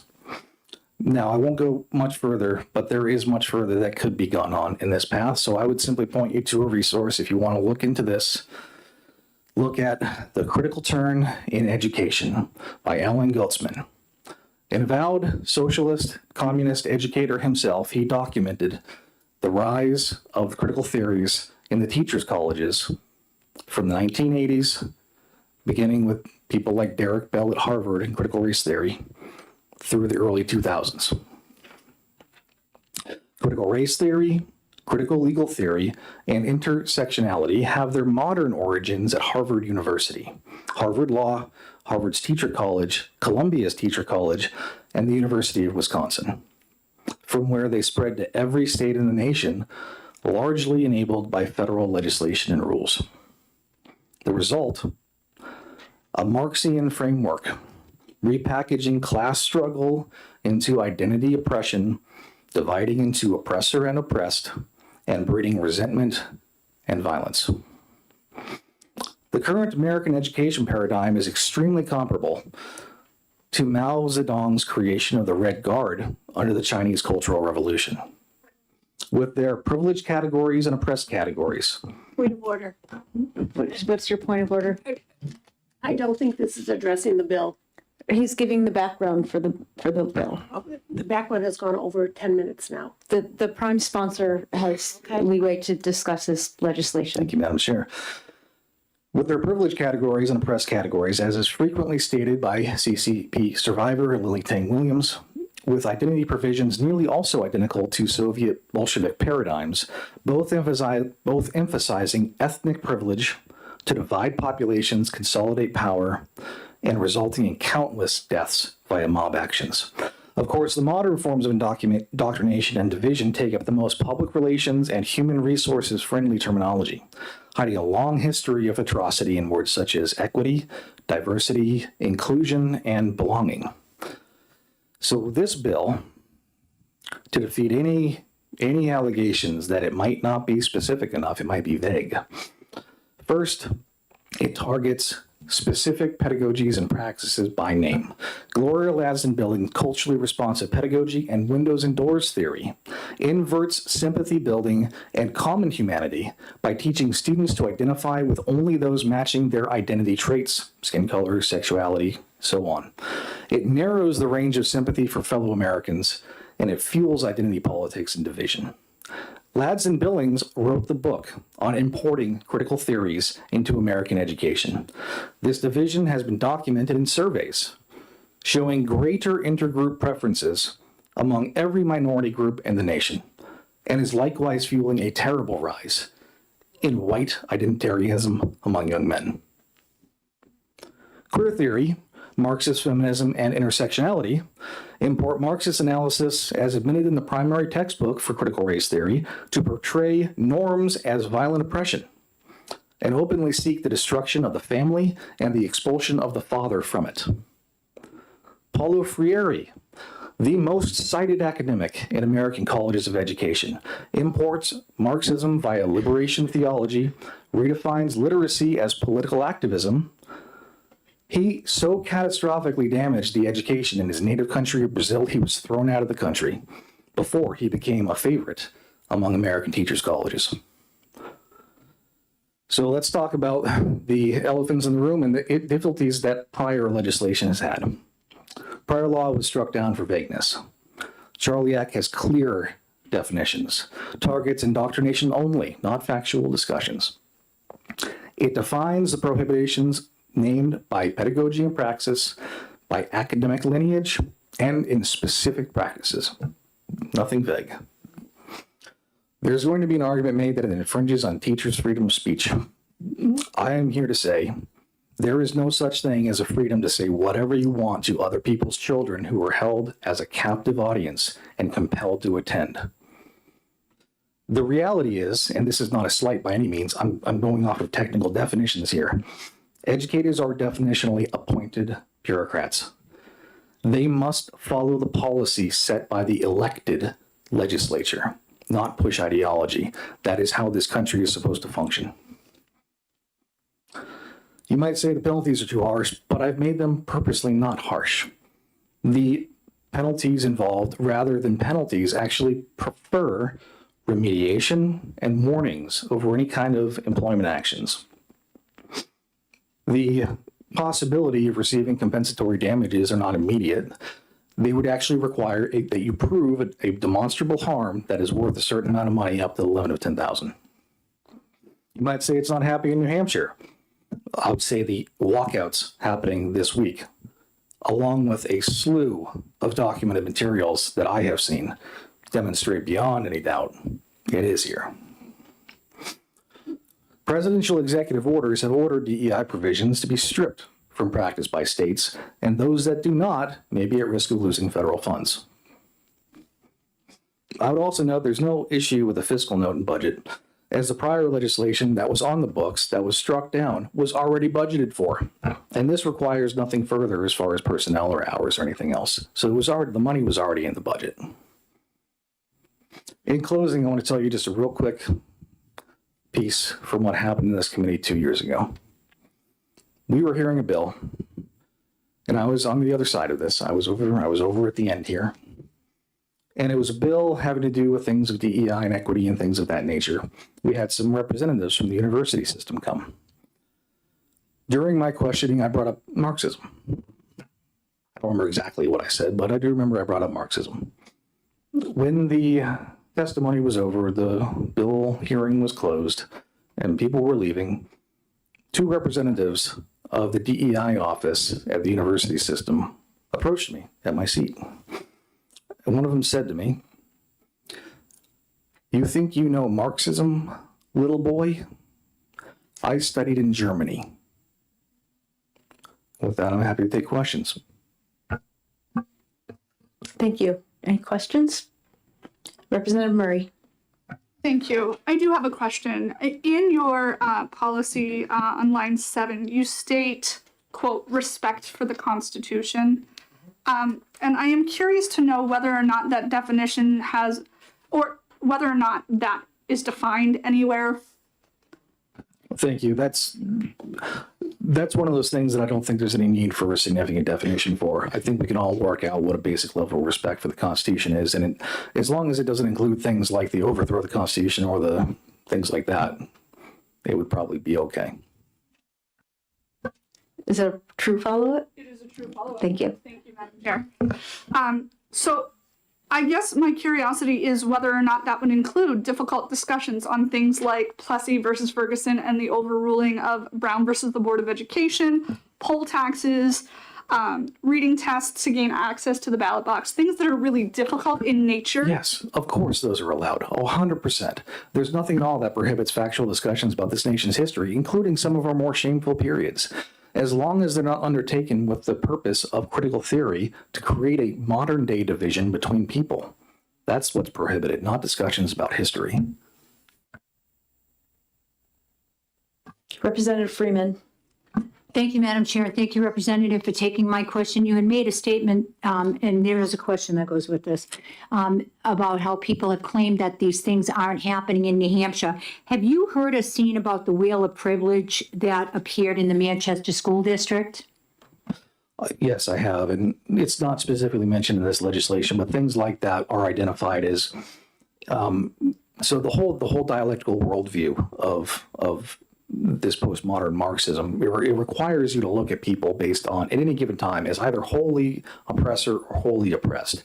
And it causes you to lose your human sympathy for anybody who might be on the oppressor side of the equation, even if they're not personally responsible, because it's not about personal responsibility, it's about identity characteristics. So that would in fact be prohibited under this. Representative Murray.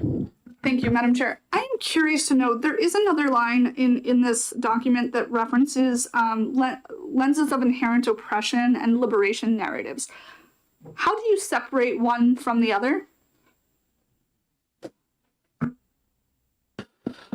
Can you clarify, are you asking me how you separate liberation and oppression? So in this, what we're talking about is liberation and oppression narratives according to critical theory. We're not talking about all narratives such as, we can go back and talk about how the Jews were horribly oppressed by Egypt, right? But as long as we're not applying a critical theory lens to that teaching, there would be nothing to prohibit such a topic. Representative Kluger. Thank you, Madam Chair. Thank you. On page 3 at the top, Roman numeral 4, public schools shall prioritize curriculum and instruction in. Where's the history, the world languages, or other sciences other than STEM? You said history, world languages, and other science. Other than the STEM sciences, Sure. because, So- in elementary school, for example, or middle school, there's other science courses that would be taught currently. Yeah, so oftentimes history education is part of civics education. That falls under the same kind of, the history of the U.S. and the civics of the U.S. often go together. We've seen that with the curriculum we passed through here a couple of years ago. To science, well, STEM is science, technology, engineering, and mathematics. So all sciences would be captured under that abbreviation. I forget, was there another one you asked? Well, I was thinking world languages. World languages, there's nothing wrong with teaching world languages, and it certainly can be useful, and I think they should keep doing it, but it's not a core subject to an education. Follow up? follow-up? It would be required, though, in some universities. That's fine. Okay. Oh, by the way, I should mention, I'm sorry. This carves out, this has nothing to do with secondary education. Does not apply to the university system, does not apply to home education, does not apply to private schools. Representative Murray. That brings me to another thought. Do you have any evidence of critical race theory being taught in an elementary school? I don't know that I have evidence of it being taught in elementary school or not. I certainly have evidence of it being taught in schools in general within the state of New Hampshire. Thank you. Any further questions? Representative Balboni. You mentioned slews, I believe, of examples. Do you have a listing of examples of these activities that you say are going on in New Hampshire schools that we can look at? I don't have a listing handy on me, but I'm certain that I or others that are interested would be happy to provide a plethora of examples. Any further questions? Seeing none, thank you very much. All further testimony will be limited to 3 minutes and questions are allowed. So Representative Horgan. R. Yes. We can't not allow questions. Thank you very much. I'm Representative Timothy Horgan from Stratford County District 10, the town of Durham, which is the home of the University of New Hampshire. First of all, I guess Representative Belcher gave a very, very thorough explanation, and I learned, amongst other things, well, there's a lot of it I either didn't follow or the parts I could follow, I think were contrary to what my beliefs and what my experience and what my study had told me. But he did tell me about two theorists I'd actually never heard of before, Gloria Ladson-Billings and Kimberly Crenshaw. So I have to check out their work. It sounds like it might be interesting. And as I said, I went to Columbia University. I really don't remember being taught much of any of the things that supposedly I was taught when I was there. Of course, I was only a B student, so maybe some of it was going over my head. They did try to teach me in a philosophy class some Hegel. Maybe I'm not very smart, so I didn't get it. We did teach some Marx, and that was whatever you think of what others have done and attached the word Marxism. Marxism to him, he's still a pretty interesting. He's still a pretty interesting thinker. He was definitely. Whether you want to claim he's not an economist, he was definitely a brilliant political scientist and economic historian. So his work, there are some things in there which are still of interest today. So I would just say, first of all, the whole background to the bill, I respectfully disagree with the whole narrative, a very long narrative that we got. I think most of it at least contrary to what I understood. Although, as I said, I was just a B student. Maybe they tried to teach me some things that I didn't get. And certainly I guess I'm on the progressive side. I guess I'm a leftist. My country was founded in a revolution, and probably a lot of us saw the TV series called The American Revolution. And certainly we found out back then that race was an issue back then, class was an issue back then, all those. So those things have been part of our American history since the revolution and before. And there were even LGBTQ people who were involved in the revolution. So I think there's probably really very little reason to go forward with this bill. If you do like this bill, one thing where they worded it was go all the way to page 4, lines 5 through 7. And they actually did bring up the topic of the EFA program. So they does recognize that that's another new means of public education. And they give an exemption for public institutions, higher education, private schools, or homeschools, then whether or not such homeschools are participating in the EFA program. So you can't sue an individual family for teaching their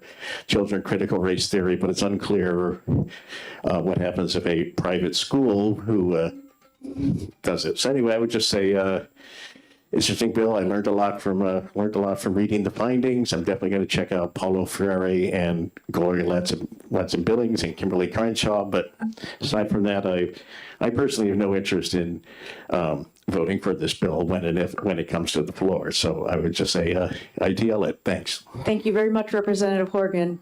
Will you take questions?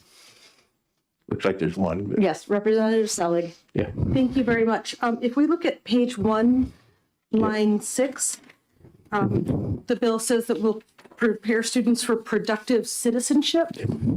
Could you please define what you think productive citizenship means? Well, it's I guess it to be a informed citizenship with so certainly somebody who has a full understanding of the issues that they'll have to deal with when dealing with other people in their society, and also so it's more than just those skills, but there's you need an understanding of history, understanding the origins of your society. So that's as I said, I'm against the bill, so I'm not sure exactly what was intended by the term productive citizenship, but that certainly is I think everybody agrees that's the purpose of education, is to create productive citizens. So Thank you. thanks. Thank you. Representative McDonald. Thank you, Madam Chair. Thank you, Representative, for taking my question. You had cited the importance of learning about Marxists and Marxism as a historical or as his time as an economist. Are you aware, beginning on page 2, line 31, that section 3, Roman numeral 3, it says specifically, this section shall not prohibit, delineates quite a few things, but A, the very first thing, is factual or neutral instruction on historical events, including Marxism, and so what you learned could still be discussed in school? Well, I suppose. Well, I agree. I agree with your interpretation of what that paragraph says, and that I'm not sure why they're dragging Marx's theory. So Marx is part of he's a historically significant thinker, but he actually did his work almost 100 years after the United States of America became the United States of America. So I'm not sure, but what's neutral, what's factual, those are somewhat vague terms. And of course, like myself, like everyone else, I sort of assume that what I'm inclined to believe is what's factual, and then what's neutral. And people of different points of view, I tend to feel that they're maybe not as neutral as I am, but that's pretty much just I'm a human being. That's how everybody thinks of themselves in relationship to the rest of the world. So thanks. Thank you. Any further questions? Thank you very much, Representative Horgan. Representative Sam Farrington.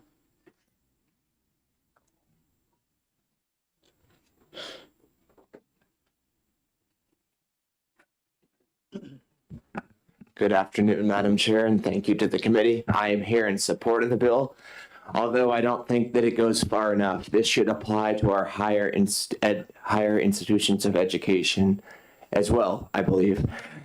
Just this past semester, in one of my classes, I was being taught that I must be an anti-racist, and that it is not simply good enough to be against racism, but in fact, you have to take an active role in fighting racism, which seems good, unless the professor is saying that the white people are always the racists, and that goes to the very heart of this bill, which is this critical theory that there is always one oppressor class and one oppressed class, and that those are the situations 100% of the time, which is unequivocally not true. And so when we have our higher institutions of education teaching us this, it does not create educated citizens in our state of New Hampshire. It creates the opposite. And we've seen this over the past decades. The Marxists have captured our institutions, especially the educational system, and they have weaponized it, and they are fighting a psychological war right now against our young people. I saw it in high school, and it's certainly being carried out. And so, like I said, I support the bill. I think it should go further. And with that, I would take any questions if there are any. Thank you very much, Representative Farrington. Representative Balboni. Thank you, Madam Chair, and thank you for taking my question. As you offered up that you feel that this is being offered at higher education. You do realize that this bill does not apply to higher education, so I will reference what you just said, referencing your high school and your public school education, where you say that this was happening, where you were being taught, and I'm wondering if you could give me specific examples of that. I understand it's not being applied to colleges. I think that it should. So maybe the committee perhaps should amend the bill.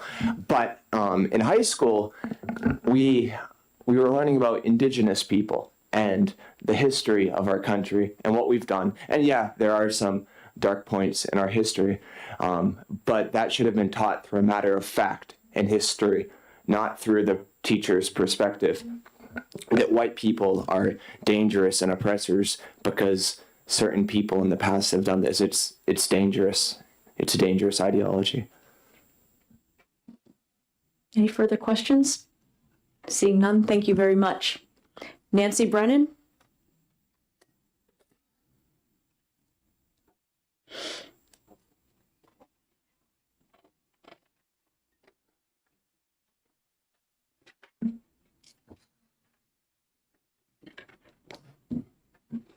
Good afternoon. Nancy Brennan, again from Ware, retired teacher. Thank you for taking my testimony. I speak in opposition to this bill, the Charlie Act. Charlie Kirk was idolized by those on the right and sought to bring young people to a culturally conservative Christian nationalist point of view. This bill seeks to turn public education into a right-leaning institution while muzzling teachers, erasing identities, and telling a slanted view of history. The bill talks about prohibiting indoctrination, and yet to teach without acknowledging various lenses through which we view the world is itself indoctrination. Accepting Charlie's words as absolute truth is indoctrination. He said some pretty nasty things about certain minorities, and his methods included half-truths and bullying. Certainly not a good foundation for teaching. The bill is convoluted and unclear, making it easy for teachers to trip up and do the wrong thing, while they may just be trying to help kids learn to think for themselves. What is, for instance, patriotic disposition? Is it blind faith supporting everything our country does, from slavery to the killing of innocents at home and abroad? Or is it the belief that this country stands for a grand ideal and that we can help move forward by supporting what works, but also by standing up and speaking out against attacks by those in power on the tenets of our Constitution? Is it patriotic to teach our students they should go along with an administration that is erasing stories of diverse communities to a point that only white, straight men in our history are to be honored and remembered? Would I be fired or fined for teaching alternative points of view like those Howard Zinn wrote about, or for doing one of the many lessons I used to do where I asked my students to put themselves in someone else's shoes? The point of HB 1792 seems to be indoctrination of the worst kind, not education at its best. Thank you. Thank you very much. Any questions? Thank you. Anne Marie Banfield.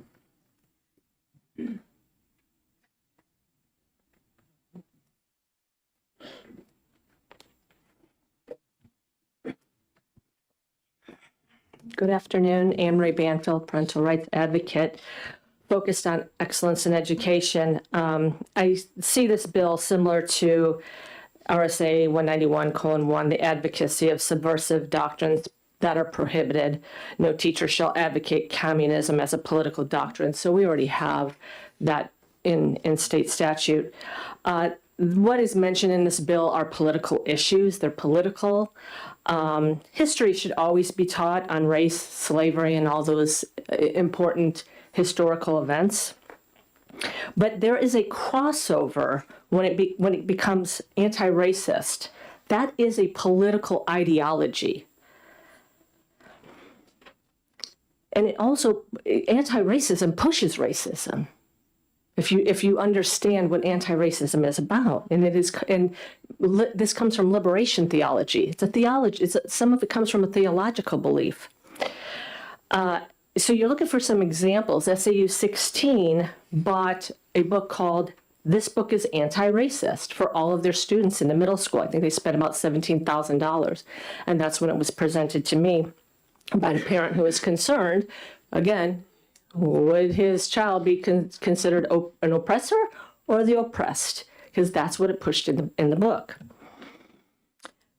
Schools should be politically neutral if they are truly inclusive. When I walk into this building, I don't feel like somebody's pushing their political ideology on us. And we are sitting here and going through a democratic process.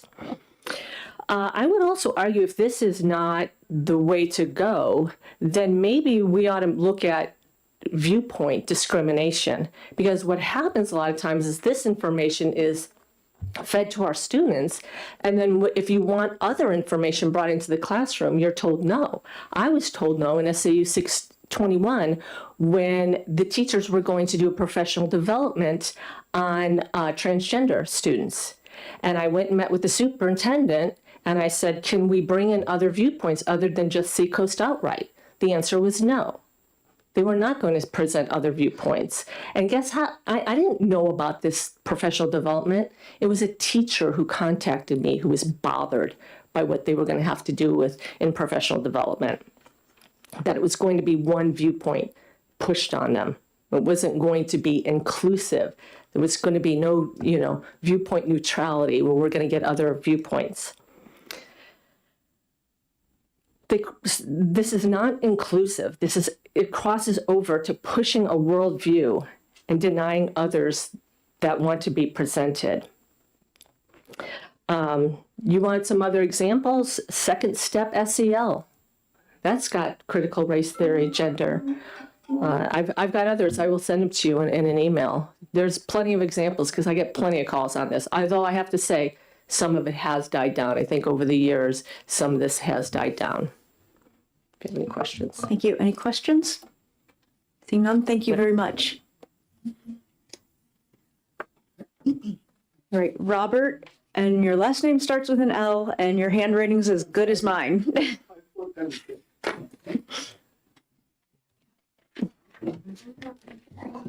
Good afternoon. My name is Robert Wallace. I'm a former active duty vet, retired software developer, former EMT, and I'll try to keep this short. My father was a teacher and a principal for a total of 40 plus years. So I know a lot about teachers. I've spent a lot of time around them outside of school. And the reality is they just want to teach the right stuff 99% of the time. I'm not sure what why it is that the legislature seems to feel the need to get involved with developing curricula. There's no need for it. There's professionals out there with far more education and far more ability, far more experience to know how to teach children. I don't believe, and I don't know, there's no way to just call BS on some of the things I've heard about what's being taught where.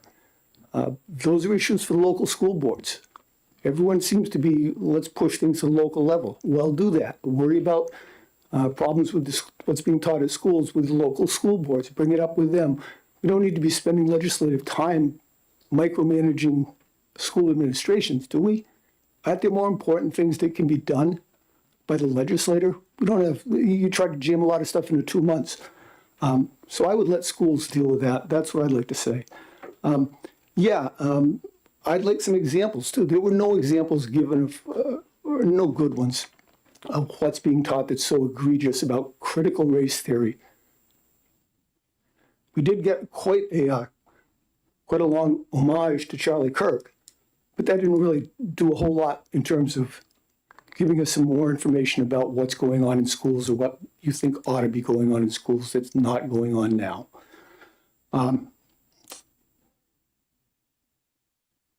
Representative Belcher mentioned that this stuff pushes division.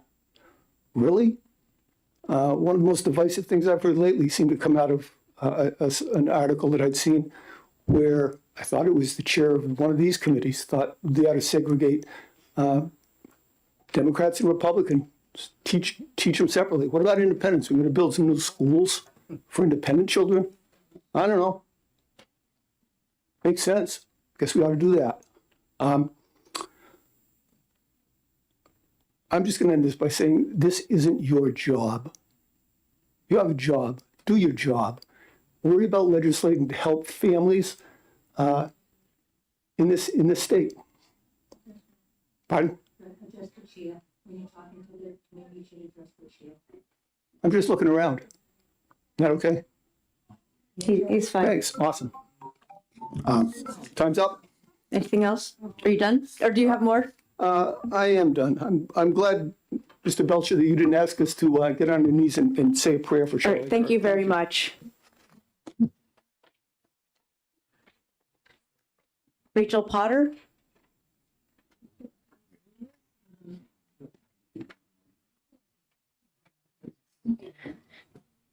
Good afternoon, Madam Chair, members of the committee. Again, for the record, my name is Rachel Potter, and I'm a policy associate at the ACLU of New Hampshire. HB 1792 is a classroom censorship bill that is also unconstitutionally vague. It bans teaching broad and undefined ideas like, quote, critical theories, identity-based ideologies, or instructions said to promote division, dialectical worldviews, or anti-constitutional indoctrination. But the bill does not clearly define these terms. That leaves educators guessing about what is allowed and what could cost them their jobs, their licenses, or expose them to lawsuits. As I said in my testimony on the prior bill, we have already seen how this plays out. Similar laws passed in New Hampshire in 2021 and 2025 were struck down or blocked by federal courts because they were vague and involved arbitrary enforcement. HB 1792 repeats the same legal flaws and is likely to face the same fate. HB 1792 invites government censorship of ideas into public school classrooms. The First Amendment does not permit the state to ban or restrict viewpoints simply because they are controversial or politically disfavored. When the government starts drawing lines around which ideas are acceptable, it risks unconstitutional viewpoint discrimination. This bill also raises clear due process problems. Laws must give people fair notice of what is prohibited. When terms are vague, educators are left guessing. That leads to self-censorship. That chilling effect on speech is itself a constitutional harm. The Constitution protects free speech, academic freedom, and equal treatment under the law, and this bill puts all three of those things at risk. I also urge you to remember that a broader principle is at stake. When the government starts banning broad categories of ideas in classrooms, it sets a precedent that should give us all pause. Today, it may be one set of ideas, but tomorrow it could be another. For these reasons, we urge you to oppose HB 1792. Thank you. Thank you very much. Any questions? Representative Murray. Thank you, Madam Chair. Thank you for taking my question. Initially, upon the sponsor's introduction of the bill, I thought that I had heard the sponsor mentioned that it was just sort of more of a carrot than a stick, and then I noticed that in subsection 7, starting on line 31 on page 3, that there is in fact injunctive court relief. And so I am curious to know whether or not there is a fiscal note similar to the previous bill that would address an increase in litigation, because it doesn't look like there is anything here anticipating that that could possibly be the case. Do you have any indication of that? I believe the fiscal note does state that the Department of Justice may need an additional full-time attorney, but I would defer to them on that. Thank you. Yeah. Any further questions? Representative Selig? Sorry. Sorry, thank you. Looking at that same section about an aggrieved person, including a student or parent may bring a civil action, et cetera, et cetera. I'm sorry, thank you for letting me ask my question, and thank you for taking my question, to go backwards for a moment. But in that section, would the way this is phrased, would the aggrieved person be, say, someone who overheard someone talking in a supermarket? Like, is there any specificity about the person having any actual personal impact as a result, or just they might have heard that this? I'm trying to understand if it's limited to those or if it's broader than the parent and child. Sure. I mean, I think that our concern is the vague nature of the bill itself. So I would just reiterate that can create constitutional problems. Yeah. Thank you. Any further questions? Oh, Representative McDonald. Thank you, Madam Chair. Thank you for taking my question. I'm curious if there were a particular part of the bill that you found as vague. I know the First Circuit has held up the previous divisive concepts ban as being vague, and that was much shorter, as you put into the budget bill. This appears to me to be much lengthier. Was there a specific line that was vague? Sure. I mean, I would refer to the beginning of my testimony when I talked about the broad and undefined ideas, like critical theories, identity-based ideologies, dialectical worldviews. All of that anti-constitutional indoctrination is not defined further. So, And if I may have a true follow-up, I understand you're a legal organization primarily. The prime sponsor had indicated that because it was a budget bill, some of those litigation costs were accounted for in that budget cycle. If that is such the case, then where would you indicate there'd be an increased litigation cost if it's already been accounted for? So I'm just reading the fiscal note, but again, I would defer to the Department of Justice to speak to that. Okay, thank you. The Department of Justice is here and can address some of your questions. Deborah House?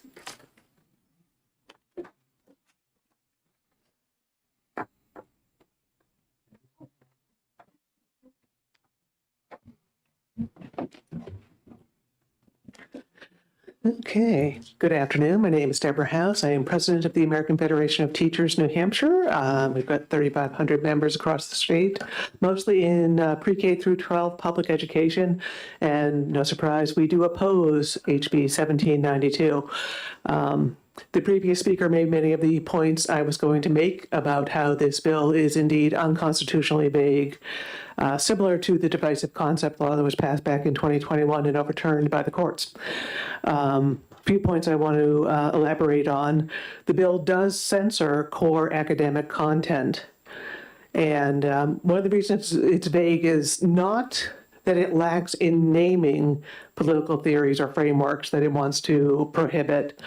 But the vagueness comes in that educators would not know in the classroom exactly what was allowed and what wasn't in their daily teaching, in classroom discussions, in responding to events that students bring in and should be allowed to be discussed in class. At what point do you have to say, stop, I can't talk about that anymore with you, or allow you to continue that discussion among your peers, even though it's really relevant to what we were studying, because we might violate the law and I could get sued.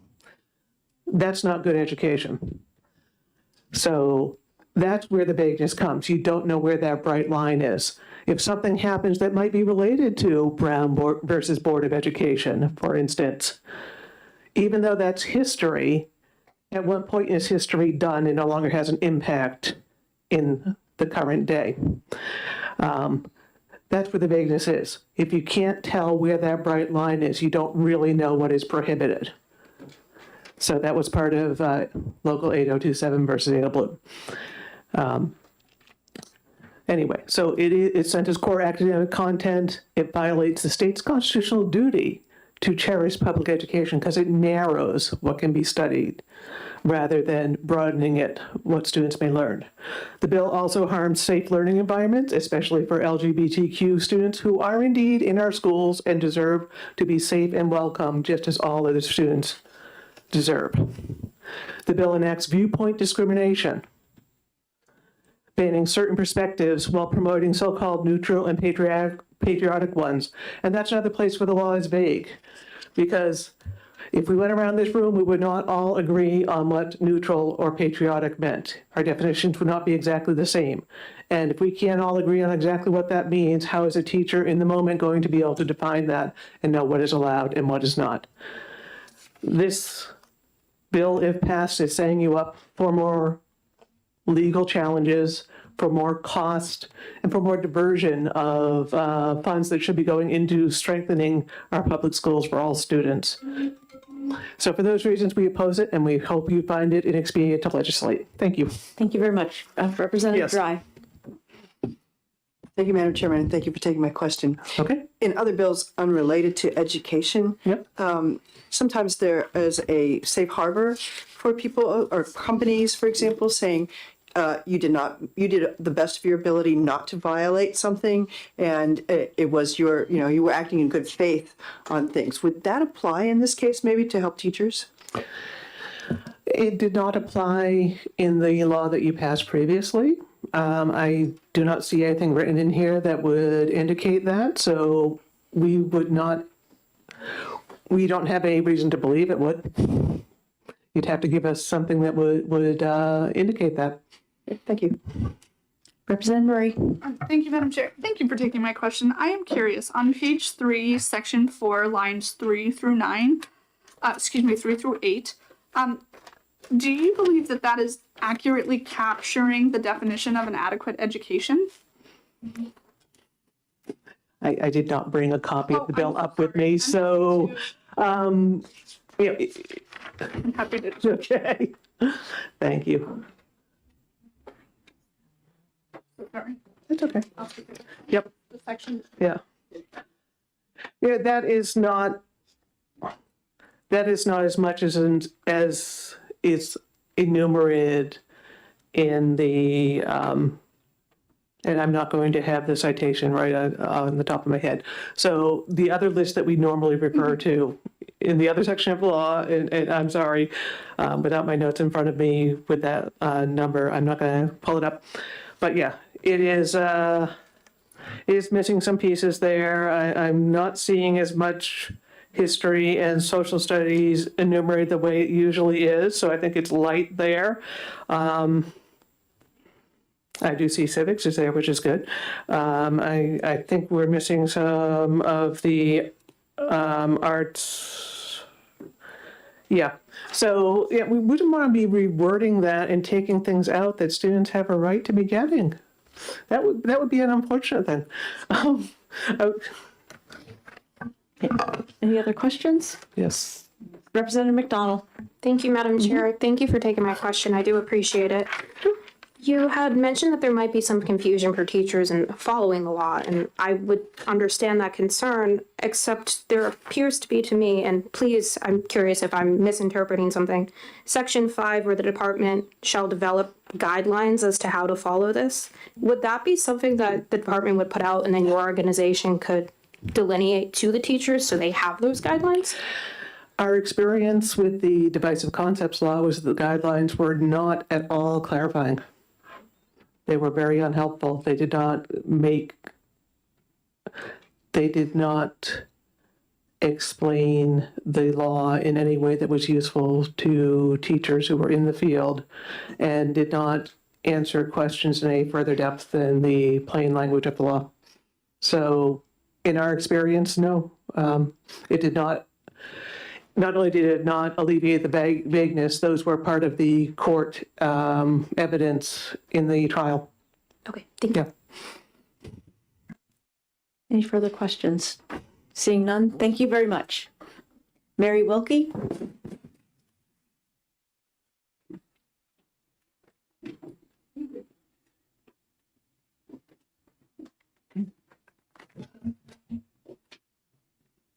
Thank you. My name is Mary Wilkie. I'm from Concord. I'm a retired public school teacher. I'm opposed to this bill. Right off the bat, I should say that when I went to school to become a teacher in the 1990s, critical race theory was never mentioned. I never heard of it until it came up in a bill a couple of years ago. Others have addressed what I oppose this bill for a whole lot of reasons, but I have to limit what I have to say here. I would like to, one of the things that really concerns me is the cruelty of rhetoric that singles out LGBTQ people, and others have addressed that, so I'm going to move on. I just want to say that I think all students should deserve to be treated with respect and dignity and not singled out as if there was something incorrect or wrong with them.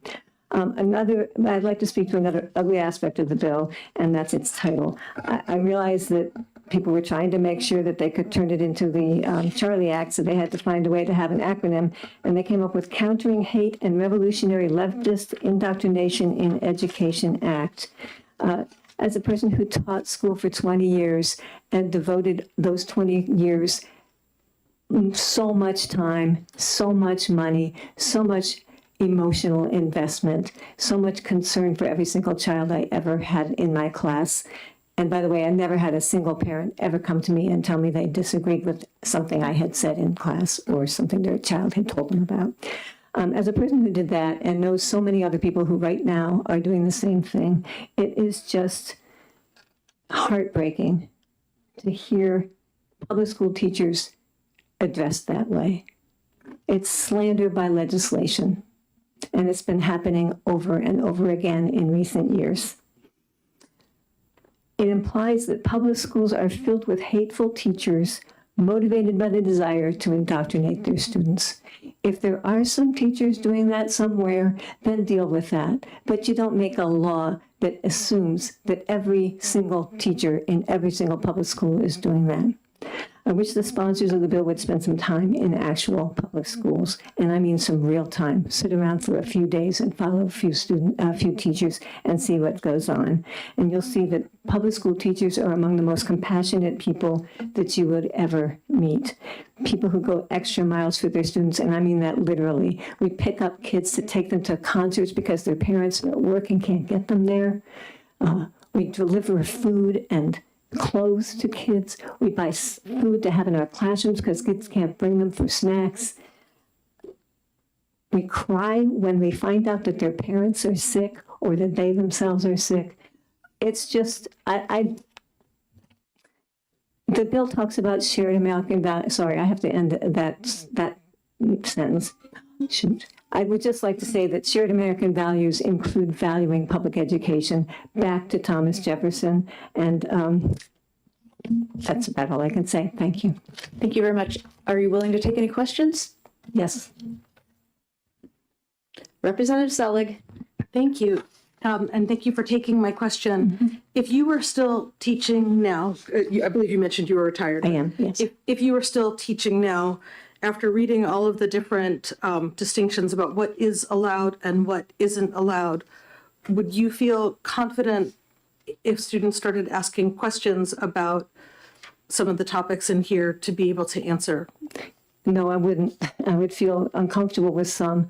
I don't know what I would do if somebody was being made fun of because they were, for instance, gay. Am I allowed to say it's fine to be gay, or am I not allowed to say that? There are words in here that are, you can't engage in pedagogy, practice, or inculcation of critical theories or related practices. I don't know what those are. What are related practices? The examples include but are not limited to the following. So I don't know what else might be coming down the pike. It would make me very nervous. Thank you. Representative Murray. Thank you, Madam Chair. Thank you for taking my question. I am also curious about the, on page 2, lines 26 through 28. We know historically throughout time, the LGBTQ culture has existed since as early as Roman time and through current history. So I guess my question to you is, at what point do we, I think as the previous question had laid out, is there a lack of acknowledgement of historical pretext to who we are as human beings? Does this bill not fail to acknowledge those? Correct. That's my question. It does seem that way to me. And the idea that, I don't know what inculcating LGBTQ plus ideology is. What is that? Is that meaning that you think it's, that there are people who are LGBTQ? I don't even know what that means. And I agree with what you said, yes. Any further questions? Seeing none, thank you very much. Thank you. Brian Hawkins.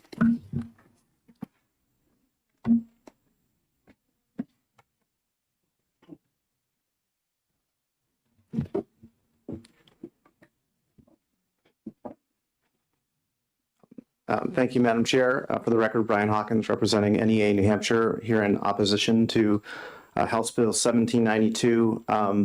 I think a lot of what I had in my testimony has been said, so I'll try not to repeat it, but just to emphasize that we do think that this bill is incredibly difficult to follow. We would reiterate the vagueness of the bill, the lack of definition in the terms, and to the narrative that the bill seems to create just in what is suggested to be written into statute. And I think I can't capture it any better than some of the teachers who did behind me didn't. So I won't try to. The guidance for this sort of bill, for something that is this vague, it can't be written in an op-ed.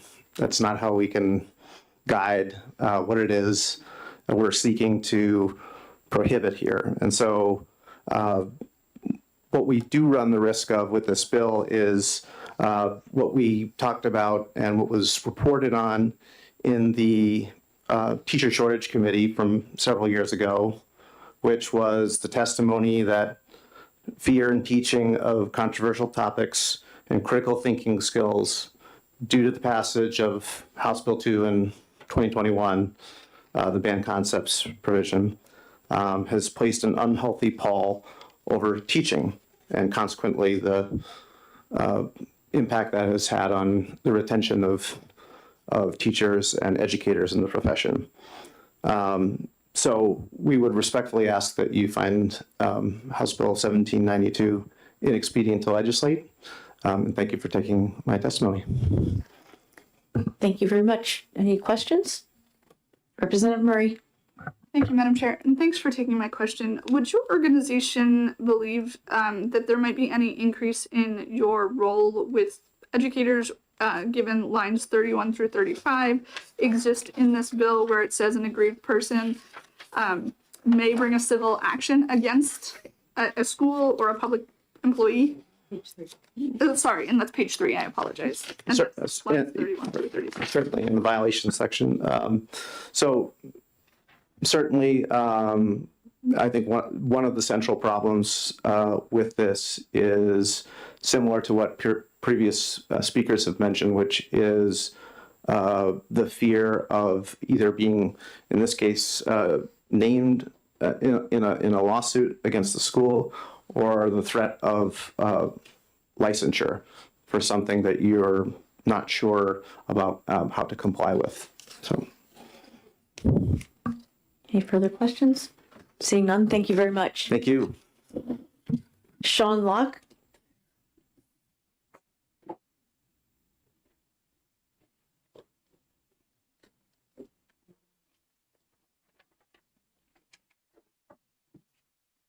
Madam Chair. Yep. There we go. Thank you. First testimony of the year. So, remembering how it works. Madam Chair and members of the Education Policy and Administration Committee, good afternoon. I am Senior Assistant Attorney General Sean Locke, testifying on behalf of the Department of Justice to provide some technical guidance regarding HB 1792. Just by way of personal background, I don't normally appear in this committee. I've been with the department for nearly 11 years, the first 4.5 as a prosecutor in our criminal bureau, and the last 6.5 leading our civil rights unit. It is in that role that I come to address some concerns we have regarding this legislation. State law in RSAs 354A, 27, and 28, as well as RSA 193-38, prohibit discrimination in public education. This includes discrimination on the basis of race, religion, national origin, disability, sex, and sexual orientation and gender identity. It means that a school could not refuse to open its doors to students on the basis of those characteristics. It also means that schools cannot permit or foster environments that are hostile to students based on those characteristics, which effectively deny the student that public education.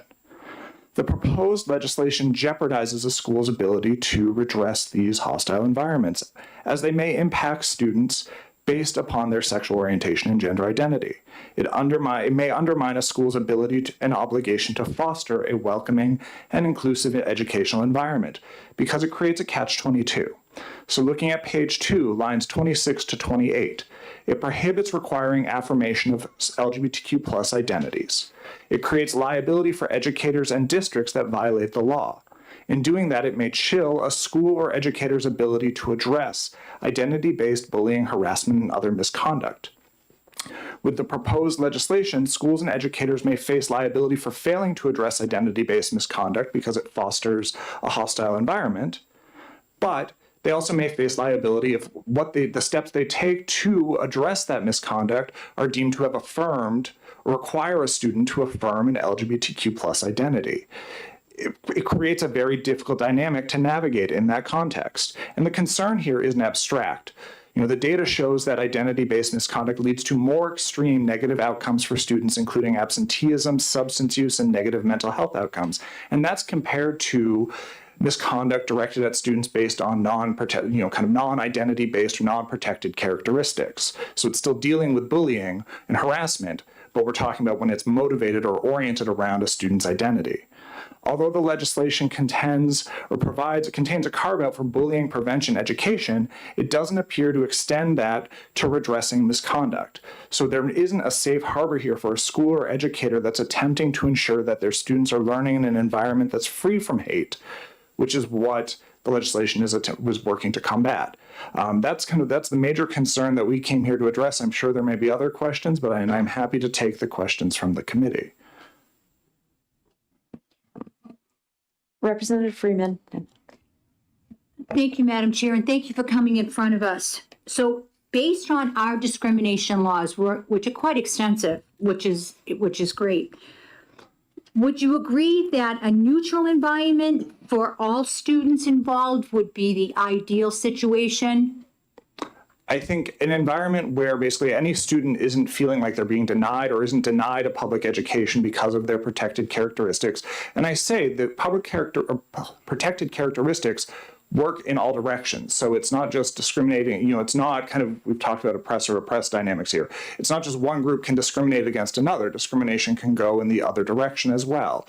And we say that. So everyone in this room holds protected characteristics of one sort or another. So whether or not that means what neutral might mean in that regard, I don't know. But the point here is that schools need the tools to redress discriminatory conduct or identity-based conduct, particularly when that occurs among students. You have a follow-up? A true follow-up? Follow-up.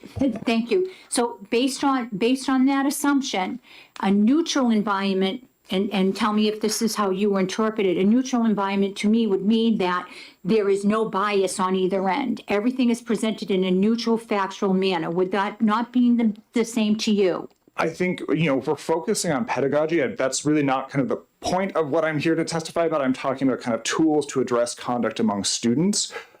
So, I don't know that I I could speak to how things are being taught, but I think the idea is what I'm really focused on is the ability of schools to address conduct among students. Thank you. Representative Drag. Thank you, and thank you for taking my question. When I talked about safe harbors, I wasn't thinking about the environment of the school, but rather of what a teacher could do in the process of teaching, whereas good faith effort to abide by this and perhaps going over a line, but not in an intentional manner. Right, and I know it wasn't really a question, but I'm going to respond to you. I didn't use safe harbor in the way that that you were referring. I'd written those notes before you even brought up the idea of a safe harbor. That's what I meant, though, by a safe harbor, is the sense of, if there's some carve out where, a teacher acting in good faith to address misconduct isn't going to face sanction under this law if they're acting in good faith. Yes, follow up. So is that a suggestion that could be a possibility of working that into this to allow a safe harbor? It could be a possibility. It's something, we'd probably have to see what a final version looks like before I could speak with confidence, but it could be a way to address that particular concern I'm here raising. Great, thank you. Representative Selig.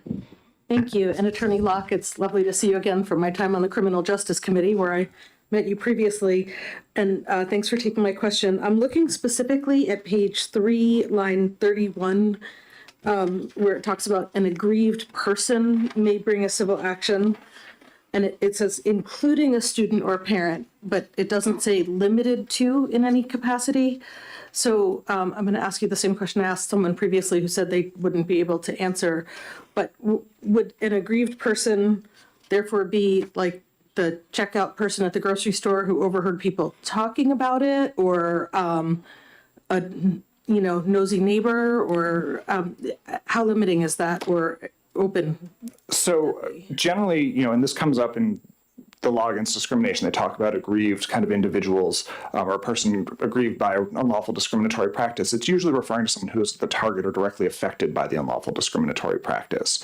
So just the general public doesn't have standing to sue if an unlawful discriminatory practice occurs. That happens usually through state actors. So we have the authority to bring actions. The Human Rights Commission itself does. So I think in looking at this, it generally is going to kind of hew towards or be construed towards people directly affected by the unlawful act, as opposed to kind of anyone who happens to be aware of it occurring. Follow up?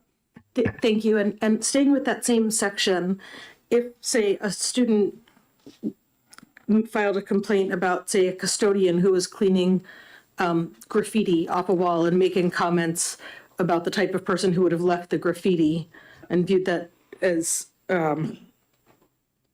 violating this in some capacity, would that give them standing? I'm just trying to get clear on how far does this allow someone to go? So I think it's also, in considering that, it's important to distinguish. An important distinction is filing a complaint versus having a meritorious complaint. So anyone can file, plenty of individuals can file complaints under different laws that exist. It doesn't necessarily mean those complaints have merit. So if someone can articulate how they've been aggrieved by whatever that conduct is, they may have the ability to file a complaint. It doesn't mean that upon investigation and kind of the end of kind of the civil or the litigation process that complaint is founded. And that's not really something that anyone can legislate around. People file complaints for hosts of reasons that are both meritorious and non-meritorious. It's just the nature of creating a right of action. Thank you very much. Clearly, I need to review the determination of agreement. Representative Murray. Madam Chair, and thank you for taking my question. I do have a question about the definition of worldview or worldview formation. One is found on page 1, line 27, and the other one on page 3, line 2. And I'm just curious to know, in your capacity, what that may involve, a worldview. So you said the first definition's on page 1, and then what was the second? First word, it's worldview formation, page 1, line 27. Okay. And then the next sort of iteration of it is worldview, page 3, line 2. Okay.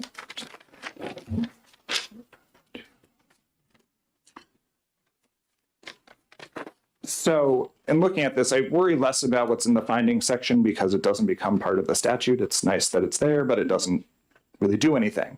But the piece here kind of focusing on kind of this section looks like C, encouraging critical thinking, debate, or sympathy without mandating adoption of prohibited worldviews. In reading this, I would assume the way with how it's written, it refers back to kind of what's listed in the previous section as what the statute is targeting. Okay, thank you. Any further questions? Seeing none, thank you very much. Thank you all. And I conclude the hearing on House Bill 1792.